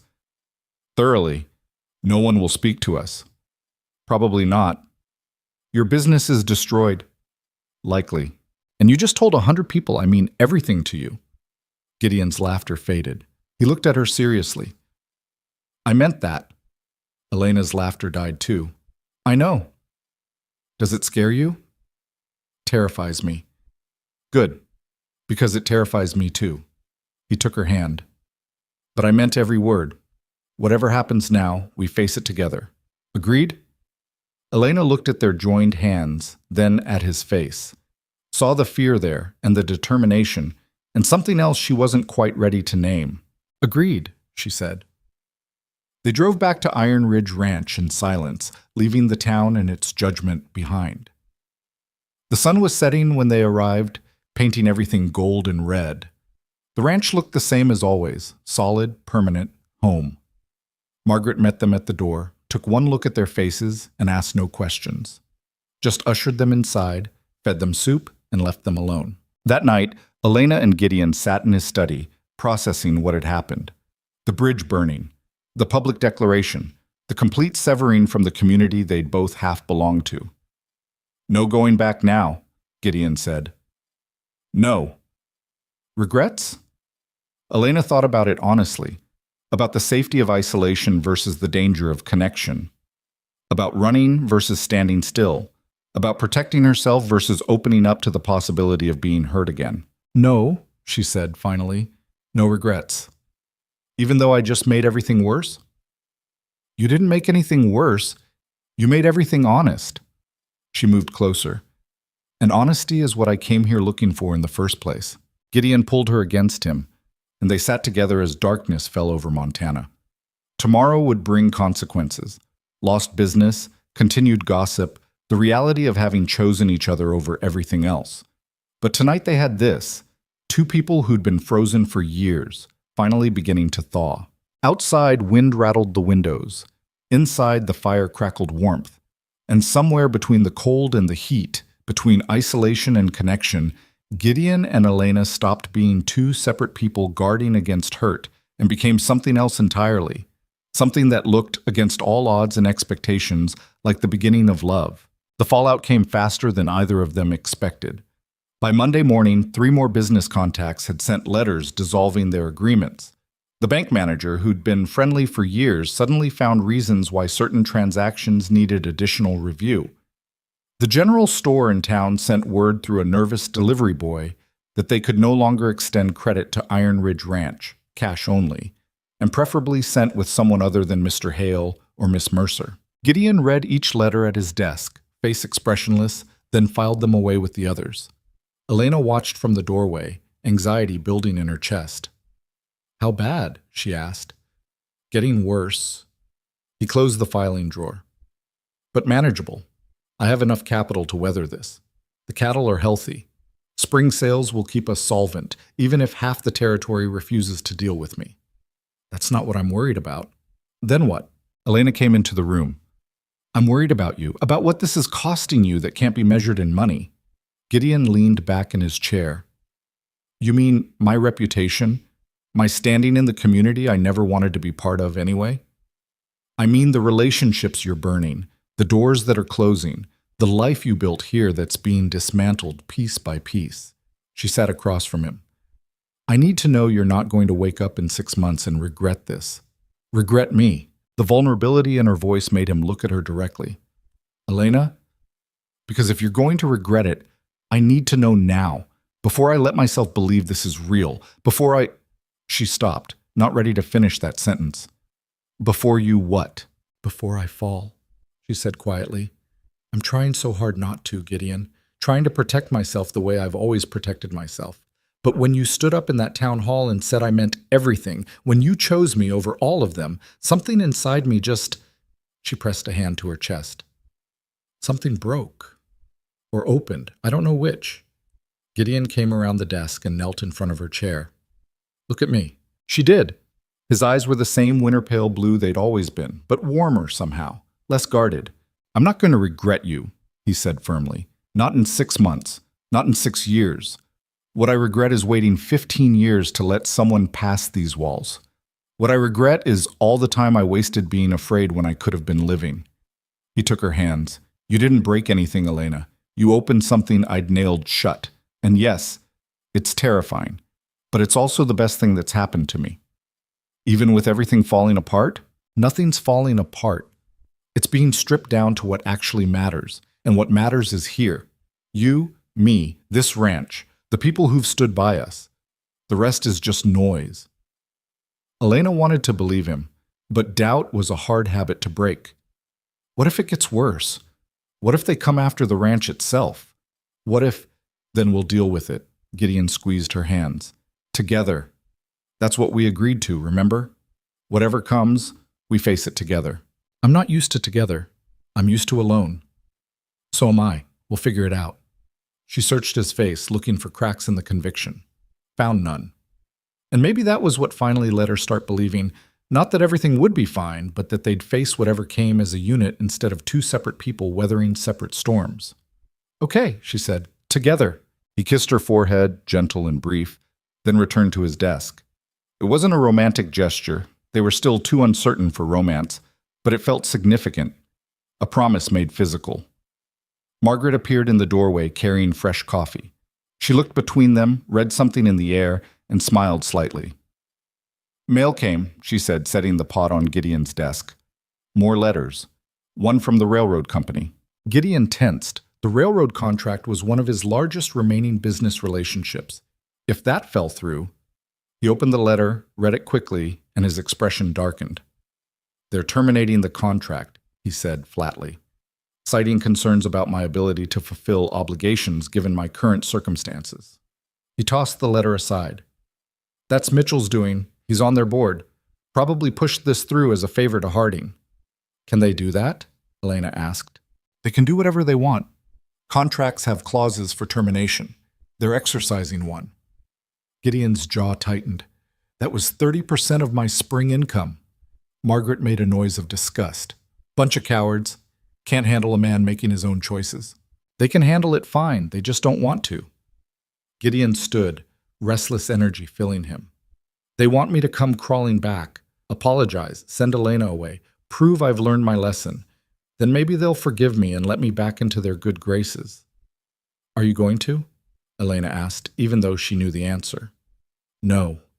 The word was absolute. I'm going to find other buyers, other contracts, other ways to move cattle and make money. This territory isn't the only market in America. That will take time, Margaret pointed out. And money. I have both, barely, but enough. He looked at Elena. This is going to be a lean year, maybe 2. Can you handle that? I've handled lean my whole life. Not like this, not with everyone watching, hoping we fail, waiting for the moment we crack and give them the satisfaction of being right. His voice was serious. They're going to push until something breaks, until I break or you break or we break apart. That's their game. Then we don't break, Elena said simply. We bend, we adapt, but we don't break. Gideon almost smiled. You make it sound easy. It won't be easy, but it's possible. That's all we need. The words became their mantra over the following weeks as the isolation intensified.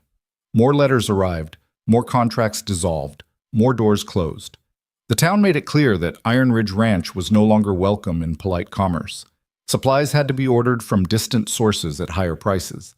Sales had to be negotiated with buyers 2 territories over. Every transaction became complicated, expensive, difficult. But Gideon refused to bend, and Elena stood beside him, watching him work with a determination she recognized because she carried the same thing inside herself.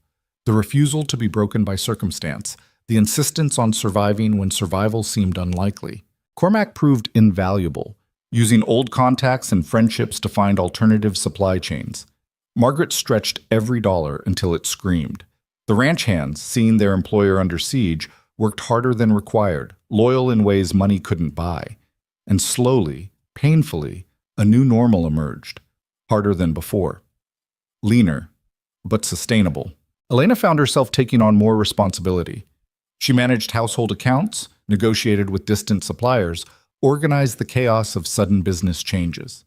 Gideon trusted her with decisions that would have been his alone before, and she discovered she was good at it, better than good.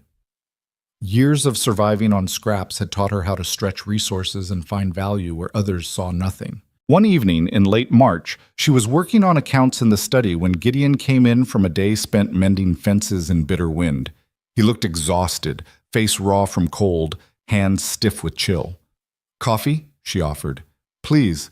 She poured from the pot Margaret kept perpetually warm and watched him wrap his hands around the cup, trying to thaw. He'd been working harder than anyone, pushing himself to prove something. To whom, Elena wasn't sure. Himself, maybe. Or the people who thought he'd crumble. Accounts balance? He asked. Barely, but yes. She showed him the ledger. If spring sales go well, we'll make it through summer with enough reserve for winter preparation. If they don't, they will. Gideon, you can't know that. I can hope it. That's enough for now. He set down his cup. Elena, I need to tell you something. The seriousness in his voice made her nervous. What? I've been lying to you, not about important things, but about how I'm handling this.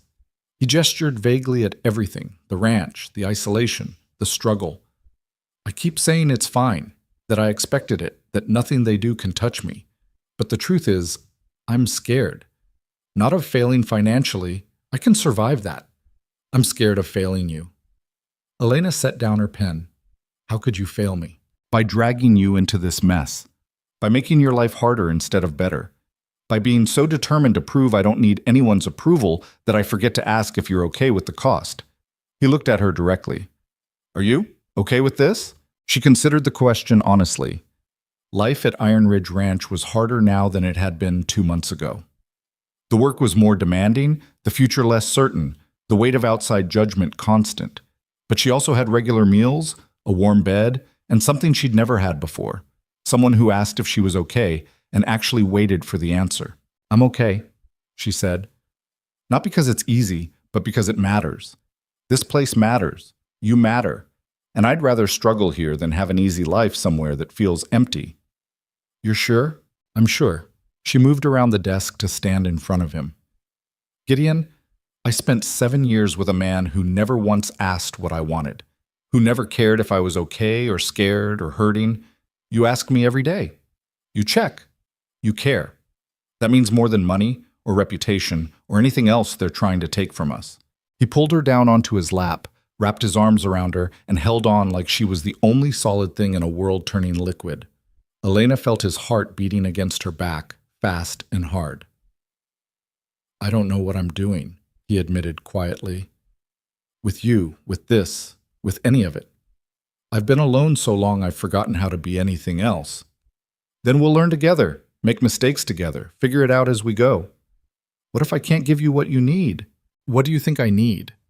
"I don't know. Safety, security, a future that doesn't involve being hated by everyone within 50 miles. Elena turned in his arms to face him. "I need honesty. I need someone who doesn't hit me when they're angry or lie to me when they're scared. I need to be seen as a person instead of property. Everything else we can figure out." "That seems like a low bar." "You'd be surprised how many men can't clear it." She touched his face, rough with stubble and cold from wind. "You clear it, Gideon, every day. So stop worrying about failing me and focus on what we're building here." "What are we building?" "I don't know yet, but it's ours, and that's enough." He kissed her then, properly this time. Not the brief, careful kiss of two people afraid to want too much, but something deeper, something that acknowledged the feeling they'd been dancing around for months. Elena kissed him back, tasting coffee and cold air and possibility. When they broke apart, Gideon rested his forehead against hers. "I'm falling in love with you, just so you know." Elena's breath caught. "That's terrifying."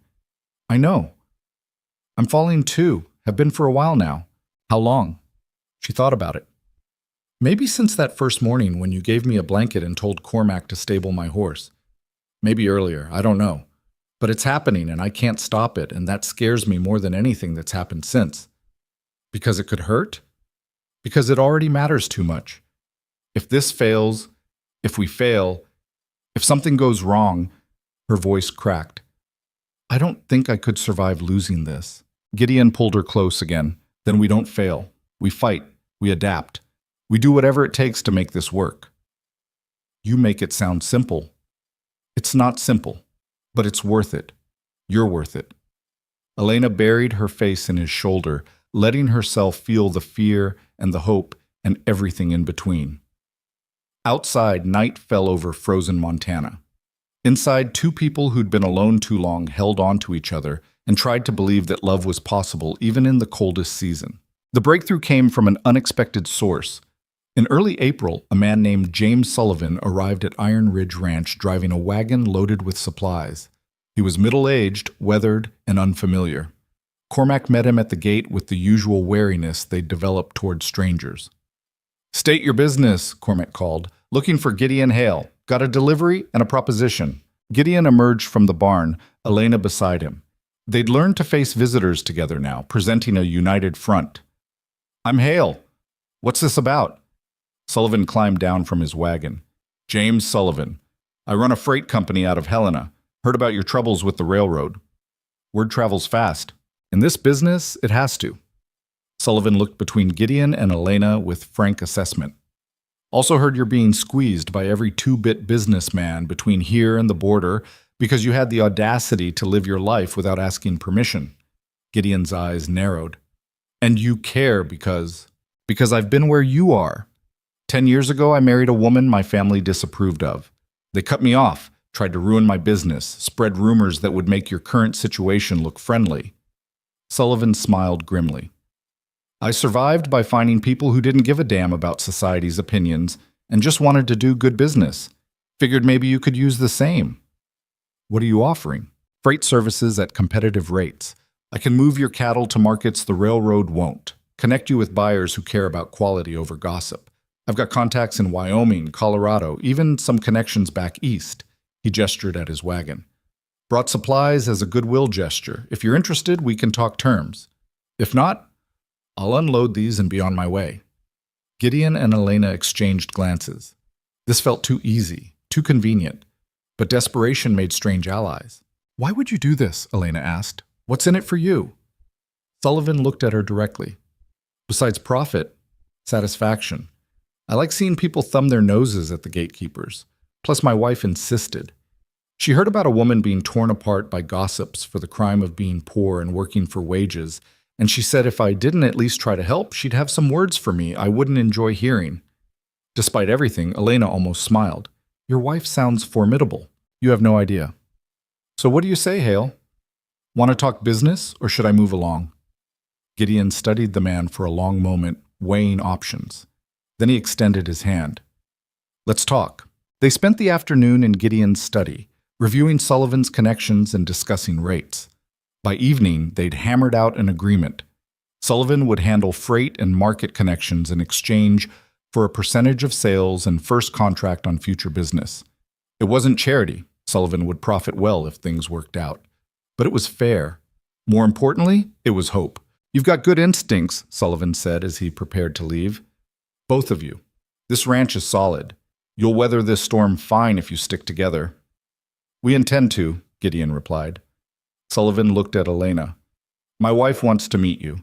Says any woman who can survive the whole territory ganging up on her deserves female friendship. If you're ever in Helena, look us up. Thank you, Elena said, genuinely touched. Tell her I appreciate it. After Sullivan left, Gideon and Elena stood in the yard watching his wagon disappear into dusk. The air had lost some of winter's bite. Spring was finally coming, however slowly. That was unexpected, Elena said. The best things usually are. Gideon pulled her close. We're going to make it through this. Starting to believe it. Only starting? Old habits. I've spent so long expecting the worst that expecting anything better feels dangerous. She leaned into him. But I'm trying. That's all I ask. They went inside together, and that night over dinner, the conversation felt different, less strained, more hopeful. Margaret noticed it too, humming as she cleared plates, satisfied with something she saw between them. Later, in the study, Elena worked on correspondence while Gideon reviewed Sullivan's proposed contracts. The silence between them was comfortable now, no longer charged with uncertainty. Elena, Gideon said suddenly. When I told that town hall you meant everything, I wasn't exaggerating. You know that, right? She looked up. I know. And when I said I was falling in love with you, you've already fallen. I know that too. How? Because I pay attention. Because I see the way you look at me when you think I'm not watching. Because you've reorganized your entire life around making room for me in it. She set down her pen. The question isn't whether you love me, Gideon. The question is what we do about it. What do you want to do about it? Elena stood and moved to where he sat. She'd been thinking about this for weeks, turning it over in her mind, weighing fear against desire. I want to stop pretending this is temporary, she said. Stop pretending I'm just an employee who happens to live here. Stop pretending we're not building something real. What are we building? A life. A partnership. Something neither of us thought we'd ever have. She took a breath. I want to stay, Gideon. Not for 3 months. Not until the trial period ends. I want to stay permanently. Build this ranch with you. Face whatever comes next together, if you'll have me. Gideon stood, pulling her close. If I'll have you? Elena, I've been trying to figure out how to ask you to stay without sounding desperate. You're the best thing in my life. The only thing that makes this isolation bearable. If you left now, I don't know what I'd do. Then I won't leave. Promise? I promise. As long as you want me here, I'll stay. I'll always want you here. He kissed her, slow and deep, pouring everything he couldn't say into the gesture. When they broke apart, both were breathing hard. Marry me. Elena froze. What? Marry me. Not because of gossip or scandal or proving anything to anyone. Marry me because I love you and I want to build this life with you officially, permanently.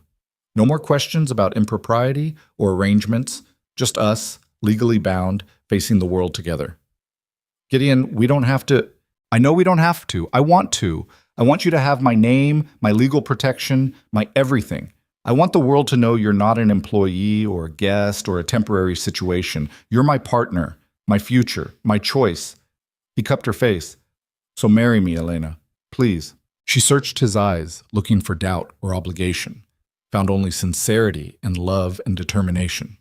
This wasn't a proposal born from external pressure. It was born from genuine feeling, from months of learning each other, from choosing each other repeatedly until the choice became inevitable. Yes, she said. Yes, I'll marry you. Gideon's face transformed. The careful control he usually maintained cracked completely, showing pure joy underneath. He picked her up and spun her around, laughing, and Elena found herself laughing too. When he set her down, they were both grinning like fools. When? He asked. Soon, before I lose my nerve or the world finds another way to complicate things. Tomorrow? Tomorrow seems fast. Next week? Next week seems terrifying. Elena took his hands. But yes, next week. We'll do it quietly. Just us, Margaret, Cormac, whoever else from the ranch wants to witness. No performance, no trying to prove anything, just a promise made and kept. That's perfect. They told Margaret the next morning. She cried, actually cried, and immediately started planning. Not a grand wedding, but something simple and meaningful. A dress could be altered, a small ceremony in the ranch house, food prepared by people who cared about them. It wouldn't be fancy, but it would be theirs. Cormac congratulated them with his usual gruff restraint. But Elena saw approval in his eyes. The ranch hands reacted with a mixture of surprise and satisfaction. They'd been watching this unfold for months and were pleased to see it reach a logical conclusion. The news reached town within days, carried by the same gossip network that had condemned them. The reaction was predictable. Shock, outrage, accusations that Elena had trapped Gideon into marriage, predictions that it would end in disaster. But this time, Gideon and Elena didn't care. They'd stopped letting other people's opinions dictate their actions. The wedding would happen regardless of what anyone thought. Samuel Harding sent a letter calling the marriage a mockery. Catherine sent nothing, which somehow felt worse.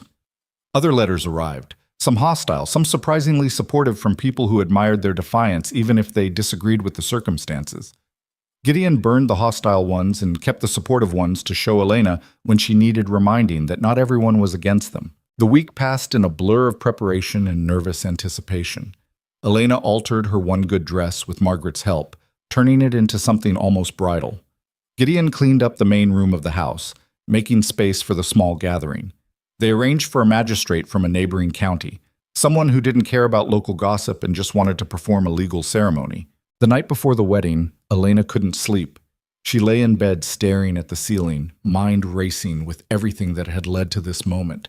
The desperate ride to Iron Ridge Ranch, the conversation at the gate, the decision to stay, the slow building of trust, the town hall confrontation, the falling in love despite every reason not to. A soft knock at her door made her sit up. Come in. Gideon entered, looking as restless as she felt. Can't sleep either. Too much thinking. Want company? She nodded. He sat on the edge of her bed, maintaining proper distance even though tomorrow they'd be married. Having doubts? He asked. No, just wondering how I got here. How we got here. Through stubbornness, mostly, he smiled, and luck, and refusing to give up even when everything pointed toward giving up being the smart choice. Do you think we're crazy? Probably, but I'd rather be crazy with you than sane and alone. Elena took his hand. Tomorrow changes everything. Tomorrow changes the paperwork, what we are to each other. That changed months ago. Tomorrow just makes it official. I'm scared. Of what? That I'll wake up and you'll realize you made a mistake. That the man who spent 15 years protecting himself from being hurt will remember why he built those walls and put them back up. Her voice dropped to a whisper. That I'll lose this. Gideon pulled her into his arms. You're not going to lose this. Elena, listen to me. I spent 15 years building walls because I thought they'd keep me safe. All they did was keep me alone.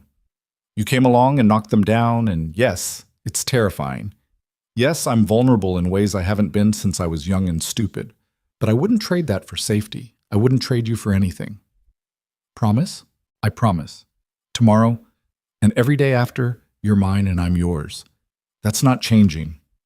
They sat together in the dark, holding on to each other, until eventually exhaustion won and they both dozed. When dawn came, they woke tangled together in Elena's bed, fully clothed and completely innocent, but holding each other like the world might try to pry them apart. Ready? Gideon asked. Elena thought about everything that had brought her to this moment. The years of survival, the loneliness, the fear, the desperate hope that maybe, somewhere, there was a place she could belong. Ready, she said. Outside, spring sun melted the last of winter's snow. Inside Iron Ridge Ranch, two people who'd been frozen by circumstance and fear prepared to face the future together. Imperfectly, uncertainly, but together. And for two people who'd spent so long alone, together was everything. The wedding ceremony took place at noon in the main room of the ranch house, sunlight streaming through windows that looked out over land Gideon had built from nothing. The space had been cleared of its usual furniture, replaced with chairs borrowed from various rooms. Margaret had arranged wildflowers, the first brave blooms of spring, in whatever containers she could find. It wasn't elegant, but it was honest. Elena stood in her altered dress, hands shaking slightly as Margaret fixed the last pin in her hair. The older woman's eyes were already wet with tears she refused to acknowledge. "You look beautiful," Margaret said quietly. "I look nervous." "That too, but mostly beautiful." Margaret squeezed her shoulder. "He's a good man, Elena. Stubborn as hell and emotionally constipated, but good. You're making the right choice." "I hope so. You know so. I've seen how you two look at each other. That's not doubt. That's terror that it might not last, which is different." Margaret handed her a small bouquet of the wildflowers. "Every good thing in life comes with the fear of losing it. That's how you know it matters." Elena took the flowers, their stems rough against her palms. Through the door, she could hear voices gathering: Cormac, the ranch hands, a few people who'd traveled from neighboring properties despite the scandal. Not many, but enough. Witnesses to the fact that two broken people had decided to try being whole together. "Ready?"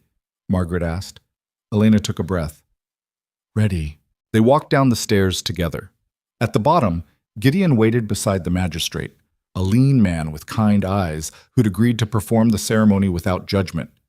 Gideon wore his best suit, the one he'd worn to the town hall confrontation, but he'd shaved and his hair was combed back neatly. He looked terrified and determined in equal measure. When he saw Elena descending the stairs, his expression transformed. The fear didn't leave, but something else joined it. Wonder, maybe, or disbelief that this was actually happening. Elena reached the bottom, and Margaret stepped aside. Gideon took Elena's hand, his grip tight enough to hurt slightly.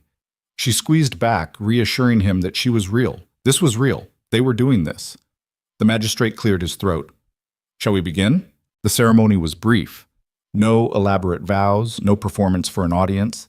Just the legal words binding two lives together, spoken clearly and without embellishment. When the magistrate asked if Gideon took Elena as his wife, his "I do" rang out firm and certain. When Elena's turn came, her voice shook, but the words were clear. "I do." "Then by the power vested in me by the territory of Montana, I pronounce you husband and wife. You may kiss your bride." Gideon pulled Elena close and kissed her, and the small gathering erupted in applause. It wasn't a fairy tale moment. Elena's hands were still shaking and Gideon's eyes were suspiciously bright. But it was theirs, this moment, this promise, this beginning. When they broke apart, Margaret was openly crying. Cormac looked pleased in his gruff way. The ranch hands cheered, clearly relieved that the months of tension had resolved into something definitive. And Elena felt something inside her chest unclench for the first time in years. The constant readiness to run, to protect herself, to expect the worst. It didn't disappear completely. Old survival instincts died hard, but it eased. The celebration that followed was modest but genuine. Margaret had prepared a meal that stretched their supplies but tasted like abundance. Someone produced whiskey. Toasts were made, some eloquent, most awkward, all sincere. Thomas, the young ranch hand Elena had snapped at months ago, stood and said simply, "To Mr. and Mrs. Hale, May you prove all those bastards in town wrong. It got the biggest cheer of the night. As evening fell, guests began departing. Cormac shook Gideon's hand with something approaching emotion. Margaret hugged Elena hard enough to crack ribs, whispering, "You take care of each other now." Finally, the house was quiet. Gideon and Elena stood in the main room, now husband and wife, surrounded by the remnants of celebration. "Well," Gideon said, "we did it." "We did. Any regrets yet?" "Ask me in 50 years. He laughed, the sound unguarded and genuinely happy. "Fair enough." They cleaned up together, working in comfortable silence, and Elena marveled at how domestic it felt. How normal. 6 months ago, she'd been alone and desperate, sleeping in rented rooms and wondering if she'd ever find a place that felt like home. Now she was married, standing in a house that bore her name legally, beside a man who'd chosen her over everything else. It felt impossible. It felt inevitable. It felt terrifying and wonderful and real. That night they lay together in Gideon's bed, their bed now, wrapped around each other in the dark. Neither spoke. There was nothing left to say that hadn't been said in the vows, in the months of choosing each other, in every moment they'd stood together against a world that wanted them apart. But the peace didn't last long. 3 days after the wedding, a lawyer arrived from town with documents. Not congratulations. A lawsuit. Samuel Harding, backed by several other prominent families, was suing Gideon for breach of contract and defamation of character. The specifics were vague and likely baseless, but the intent was clear. Drain Gideon's resources through legal fees, force him to defend himself, make the cost of defiance unbearable. Gideon read the documents in his study while Elena watched, fury building in her chest. "They can't do this," she said. "They can. They are." He set the papers down. "It's harassment dressed up as legal action. The suit will probably be dismissed eventually, but that doesn't matter. The point is to make me bleed money and time fighting it." "How much will it cost?" "More than we have easily available. I'll need to liquidate some assets, probably sell land or cattle at unfavorable prices." His voice was flat, emotionless. "They've been waiting for this, waiting for me to make it official with you so they could strike." Elena felt something cold settle in her stomach. "This is my fault. If we hadn't married—" "Don't!" Gideon's voice was sharp. "Don't you dare blame yourself. This is their choice, their cruelty, not your fault. But they're doing it because of me. They're doing it because I refuse to let them control my life. You're the excuse, not the reason." He stood, pacing. "I knew this might happen. I should have prepared better, moved assets, protected us legally before the wedding. We can fight this. With what? I've already lost most of my business contacts. If I liquidate assets to pay lawyers, I weaken the ranch. If I don't fight, they win by default, and the judgment could take everything." He slammed his hand on the desk. "They've got me trapped." Elena had seen this before. Different circumstances, different players, but the same game. Powerful people using the system to crush those who challenged them. She'd watched it happen to families on the frontier, seen good people destroyed by those with more money and connections. But she'd also learned something in those years of watching. Sometimes the only way to win an unfair game was to stop playing by the rules everyone expected. "What if we don't fight them in court?" she said slowly. Gideon looked at her. "What? What if we take this public? Not in town, where they control the narrative, but beyond. To newspapers in Helena, to territorial authorities, to anyone who'll listen." Elena's mind was racing now, connecting pieces. "Sullivan has contacts. He said his wife wanted to meet me. What if we tell our story, not as a scandal, but as what it actually is? Wealthy families trying to destroy a man for marrying someone they deemed unacceptable. Harassment disguised as business. The use of legal systems to enforce social control. That could backfire, make things worse. Could it? We're already social pariahs here. We've already lost the business relationships. What more can they take if we expose what they're doing?" She moved closer to him. "Gideon, these people have power because everyone's too afraid to challenge them publicly. But if we name what they're doing, if we make them defend their actions in a broader arena where they don't control everything, maybe we shift the game." He was quiet, thinking. Then, "It's risky. Very risky. Everything we've done has been risky. This could ruin us completely. If it fails, we're no worse off than we are now. But if it works, if we can get enough attention on what they're doing, they might back down. Or at least other people might see what's happening and offer support. Elena took his hands. We can't win their game, Gideon, so let's change the game. A slow smile spread across his face. You're brilliant, and possibly insane. I learned from the best. They spent the next week crafting their strategy. Elena wrote letters to newspapers, to territorial representatives, to anyone she thought might care about the story of frontier families using wealth to crush dissent.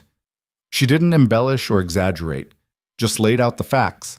Gideon's business partnerships dissolved after he married her. The lawsuit filed days after their wedding. The systematic isolation and economic pressure designed to force compliance. Gideon contacted Sullivan, who immediately offered to help.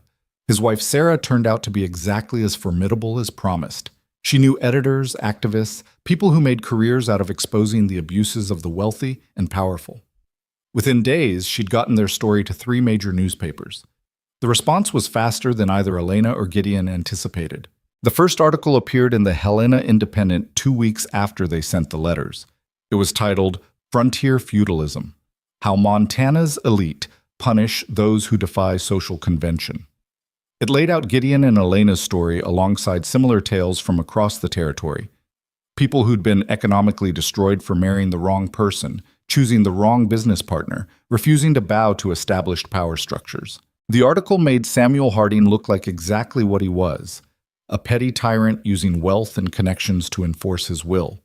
It made the lawsuit look like what it was, harassment. And it made Gideon and Elena look like what they were, 2 people trying to live their lives despite a system designed to prevent it. The reaction was immediate and divided. Some papers defended Harding and the other families, calling the article sensationalized and accusing Gideon of playing victim. But others picked up the story, adding their own examples, building a broader narrative about frontier justice and the abuse of power. Within a month, the conversation had shifted from Gideon Hale married inappropriately to should wealthy families be allowed to destroy people economically for personal reasons. It wasn't a complete victory. Many people still sided with Harding. The lawsuit was still pending, but the pressure had reversed. Now Harding and his allies were the ones being examined, questioned, asked to justify their actions in public forums where wealth alone didn't guarantee control. And slowly, grudgingly, some of them began to retreat. The first to withdraw was Arthur Simmons, who dissolved his business partnership with Gideon months earlier. He sent a quiet letter offering to reinstate the agreement, citing misunderstandings and hasty decisions.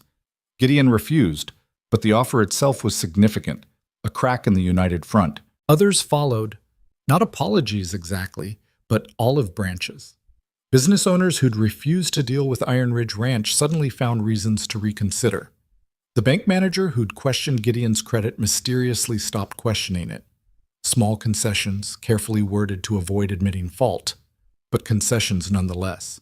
The lawsuit dragged on, but Harding's lawyers started making noises about settlement. They'd expected a quick victory over an isolated target. Instead, they were facing a public relations disaster and mounting pressure from people who thought using lawsuits to enforce social conformity was wrong, regardless of who was involved. By early summer, the settlement offer arrived. Harding would drop the suit entirely if Gideon agreed to drop the public campaign and sign a mutual non-disparagement agreement. It was an attempt to save face, neither side admitting fault, both sides moving on. Gideon and Elena discussed it in their study, now truly their shared space. Elena's accounting ledgers sat beside Gideon's business papers. Her books shared shelves with his. The room had become a testament to their merged lives. If we accept it's over, Gideon said, we can move on, rebuild, stop fighting. If we accept they get to pretend none of this happened, Elena countered. They get to save face while we're still the troublemakers who caused all this fuss. Does that matter? We know the truth. The people who matter know the truth. Elena thought about it. About the woman she'd been 6 months ago, desperate and alone. About the choice to come to this ranch, to stay, to fight for a life she'd thought impossible. About what mattered now that she had that life. It matters less than I thought it would, she said finally. I wanted them to admit they were wrong, but I think what I really wanted was for us to not be crushed by them. And we weren't. We survived. We fought back. We're still here." She looked at Gideon. "If taking this settlement means we can stop fighting and start living, I'm okay with that." "You're sure?" "I'm sure. Let them think they saved face. We know what really happened. That's enough." Gideon accepted the settlement. The lawsuit was dismissed. The non-disparagement agreement was signed. Legally, it was as if the whole ugly conflict had never happened. But everyone knew it had, and everyone knew who'd backed down. The summer that followed was the first peaceful season either of them had known in years. Sullivan's freight connections proved valuable, opening markets Gideon had never accessed before. The cattle sales went better than expected. Money that had been tight began to loosen. The ranch not only survived, but started to thrive again. More importantly, they thrived. Gideon and Elena settled into marriage with the same determination they'd brought to everything else. Imperfectly, but genuinely. They fought sometimes, usually about small things blown large by stress or exhaustion. They had days where the weight of everything they'd been through made them snap at each other. They had moments where old fears resurfaced and one or both would retreat into protective silence. But they also had moments of profound peace. Mornings working side by side. Evenings where conversation flowed easy. Nights wrapped around each other, grateful for warmth and presence and the knowledge that they'd chosen well. Margaret watched them with satisfaction, occasionally muttering that it was about damn time someone broke through Gideon's walls. Cormac approved in his quiet way, noting that the boss seemed lighter somehow, less burdened. The ranch hands adjusted to having a woman who was genuinely part of the operation, not just decoration or scandal. And slowly, the community began to shift. It started with small gestures. A rancher from a neighboring property stopping by to discuss cattle prices, treating Elena with respect rather than suspicion. A woman in town nodding to her on the rare occasions Elena visited for supplies. Nothing dramatic, but the hostility eased into something closer to wary acceptance. Some people never came around. Clara Dennison still spread rumors. Samuel Harding made sure everyone knew he'd been vindicated by the settlement. Catherine reportedly told anyone who'd listen that Gideon had made the biggest mistake of his life. But their opinions mattered less than they once had, because Gideon and Elena had learned something important in those brutal months. You couldn't control what people thought or said. You could only control how you responded.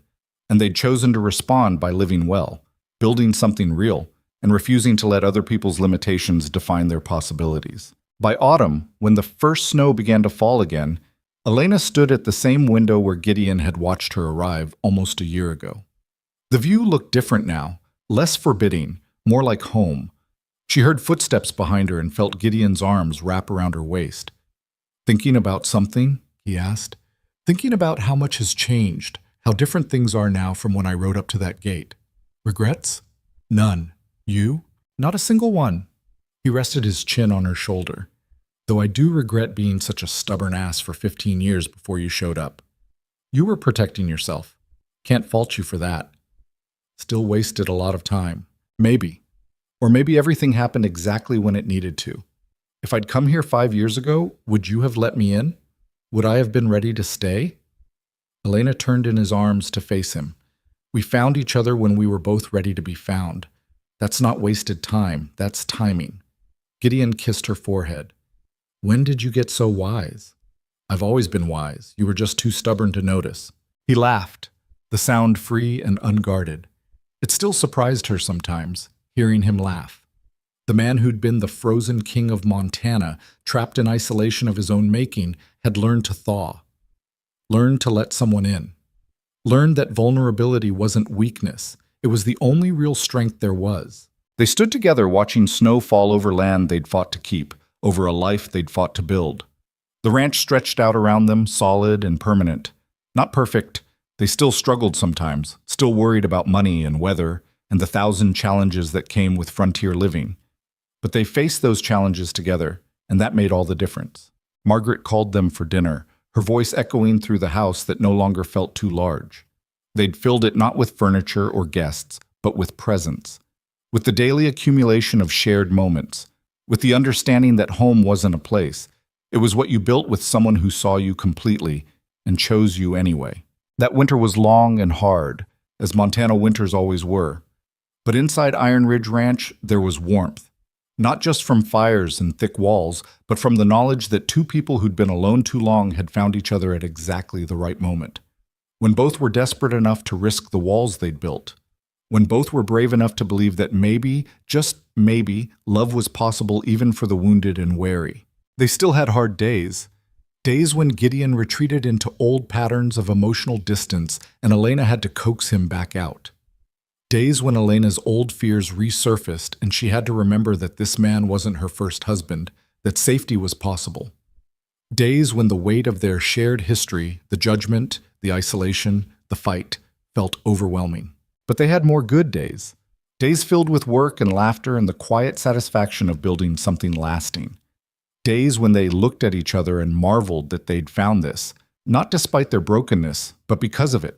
Because they understood what it meant to survive, what it cost to trust again, what it took to choose hope over safety. Spring came eventually, as it always did. The snow melted, the land turned green, and new calves were born in pastures that had weathered another brutal season. Gideon and Elena stood at the fence line one morning in early April, watching the herd graze, and Gideon said something that had been building in him for months. "I need to tell you something about my father." Elena waited. Gideon rarely spoke about his past beyond the Catherine betrayal. She'd learned not to push. He died alone in a house like this one. Big, expensive, empty. He'd built a fortune through cattle and land, same as me. And he spent his last years isolated because he trusted no one, let no one in, convinced himself that wealth was enough. Gideon's voice was quiet. "When I found him, I was 25, hadn't seen him in months. He'd been dead 3 days before anyone noticed. That's what terrified me. Not dying, but dying alone like that. Becoming him." Elena took his hand. "For 15 years, I told myself I was different. I had friends, employees, business contacts. I wasn't isolated like he was. But I was lying to myself. I was exactly like him, rich and alone, and slowly dying in a house too big for one person." He looked at her. "You saved me from that. From becoming the thing I feared most." "You saved yourself," Elena corrected gently. "You let me in. That was your choice." "Because you gave me a reason to. Because you showed up at my gate and refused to leave until I saw you. Really saw you." He pulled her close. "I spent so long thinking strength meant being invulnerable. Turns out real strength is letting yourself be vulnerable with the right person." "Took me a while to learn that too," Elena admitted. "I thought strength meant surviving alone, never needing anyone, never giving anyone the power to hurt me." She rested her head against his chest, listening to his heartbeat. "But I was just as isolated as you were, just as afraid. We were both imprisoned by our own protection. And now we're free. Scared sometimes, vulnerable sometimes, but free." They stood that way for a long while. Two people who'd learned the hard way that walls built to keep pain out also keep everything good out too. That real safety wasn't found in isolation, but in connection. That the only way to heal from wounds was to risk being wounded again, carefully, with someone who'd earned the trust, but risk nonetheless. The story spread eventually, as stories do. The tale of the frozen king and the desperate woman who knocked on his gate. People embellished it, made it more romantic than it had been, smoothed over the rough parts. Some said it was a fairy tale. Others said it was foolishness. Most just said it was interesting and moved on to the next scandal. But for Elena and Gideon, it wasn't a story. It was their life, earned through pain and courage and the willingness to try when trying seemed impossible. It was the daily choice to keep choosing each other, even when it would be easier to retreat. It was the recognition that perfect didn't exist, but real did, and real was enough. Years later, when people asked Elena what made her ride 70 miles through a snowstorm to knock on a stranger's gate, she could never quite explain it. Desperation, maybe. Loneliness. The instinct that told her this particular stranger might understand. But mostly, it was hope. The kind of hope that people who've survived terrible things carry like a secret. The belief that somewhere, somehow, there might be a place where the weight could be set down. She'd found that place. Not because it was easy or perfect or without struggle, but because she'd been brave enough to knock, and Gideon had been brave enough to answer. And when people asked Gideon why he'd let her in, why he'd broken 15 years of isolation for a woman he didn't know, he'd say simply, "Because I was tired of being alone." and she was tired of running, and sometimes that's enough. It was enough. For them, it was more than enough. The ranch thrived, not overnight, not without effort, but steadily. Gideon's gamble on Sullivan's freight connections paid off. New partnerships formed with people who valued business over gossip. The isolation that had seemed so total began to ease as they proved that their marriage wasn't the disaster everyone predicted. And on quiet evenings when work was done and the house was warm, Gideon and Elena would sit together in the study that had become their sanctuary. Sometimes they talked. Sometimes they worked in comfortable silence. Sometimes they just existed in the same space, grateful for company. These were the moments that mattered. Not the dramatic confrontations or the public declarations, but the quiet accumulation of ordinary moments that built a life. The knowing when the other needed space. The ability to be fully present. The trust that came from choosing each other repeatedly until the choice became automatic. What they'd built wasn't perfect, but it was real. And it was theirs. And it had been worth every moment of fear and struggle and pain. Because in the end, the frozen king had learned to thaw. And the woman who'd been running had learned to stay. And together they'd created something neither could have built alone. A home. A partnership. A future. And on cold Montana nights when wind rattled the windows, they'd lie together in the dark and remember that once, not so long ago, they'd both been alone. They'd both been afraid. They'd both been convinced that hope was dangerous and trust was impossible. They'd been wrong. Hope was dangerous, but also essential. Trust was impossible, until it wasn't. And love was the hardest, scariest thing either of them had ever done.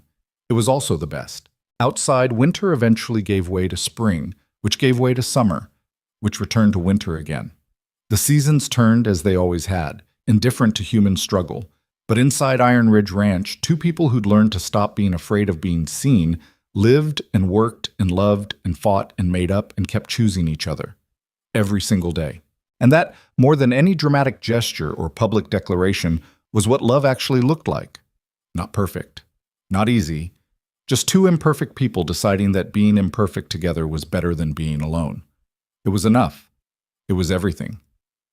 And the frozen king of Montana, who'd once stood at his window watching the world from behind his walls, now stood at that same window with his wife beside him, looking out not at isolation, but at possibility. The gates were open, the walls were down, and finally, after so many years of winter, spring had come.